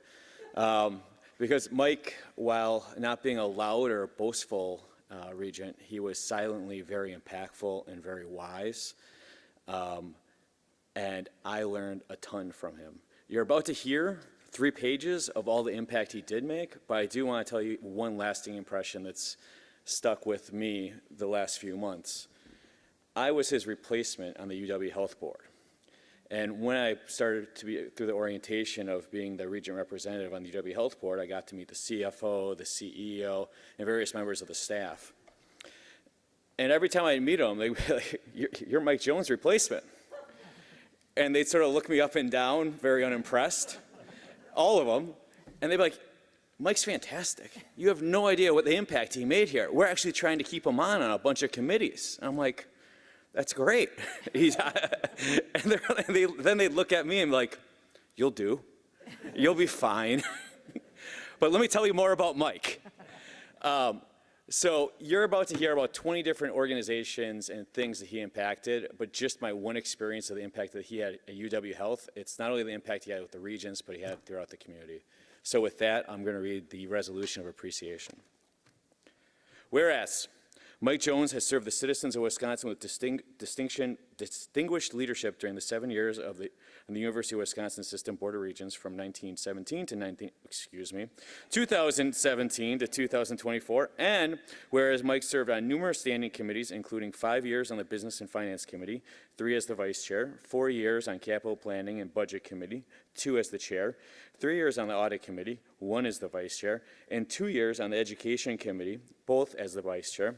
And whereas Mike graciously lent his legal experience as a member of the Personal Review Committee and Committee on Student Discipline and other student appeals, and as the Regent member of the aforementioned Hospital Authority Board, and whereas Mike helped to ensure strong leadership throughout the Universities of Wisconsin, serving on 3 Chancellor Search and Screen Committees for UW-Madison, UW-Platteville, and UW-Whitewater, in addition to serving on the UW's President Search and Screen Committee, and whereas Mike championed the recognition of outstanding UW educators and staff, serving for 1 year on the Academic Staff Excellence Awards and 6 years on the Teaching Excellence Awards, including 1 year as the chair, and whereas Mike, a proud Badger, earned his undergrad degree from UW-Madison and devoted his law career and legal acumen to Wisconsin businesses, in addition to serving as chair and board director for multiple civic and community organizations. Be it therefore resolved that the Board of Regents of the University of Wisconsin System here offers heartfelt thanks and commendation for Michael T. Jones for his dedicated service and achievements as a member of the UW Board of Regents. Mike, wherever you are, thank you very much.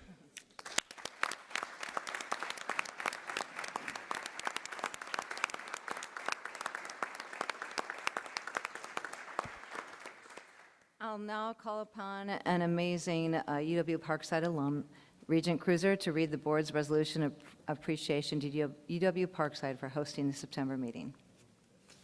Regent Cruiser? Yes. So, if you don't mind. Okay. But we're stretching. We're stretching.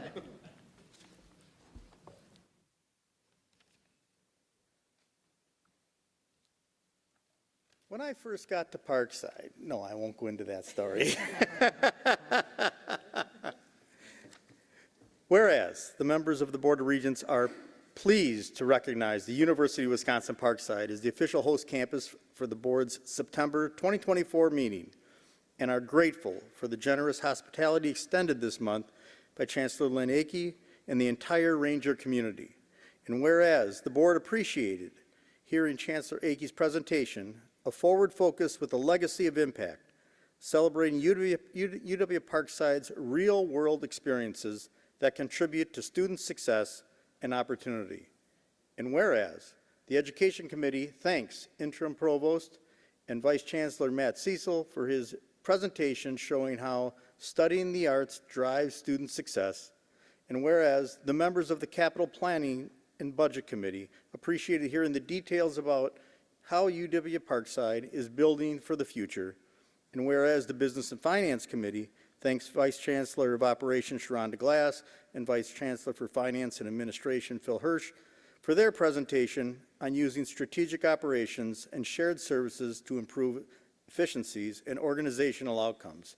And whereas the board looks forward to celebrating Chancellor Akey's inauguration with the campus community in an evening that promises to illustrate the theme, Moments That Define Us.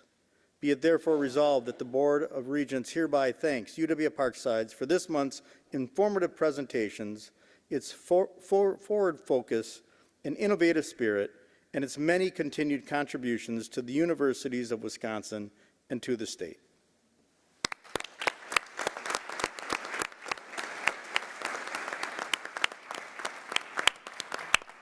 Thank you, Regent Cruiser, and again, thank you, Chancellor Akey. And now, before we adjourn and end our session, do Regents have any communications, petitions, memorials they wish to share? Hearing none, we are adjourned. How about that?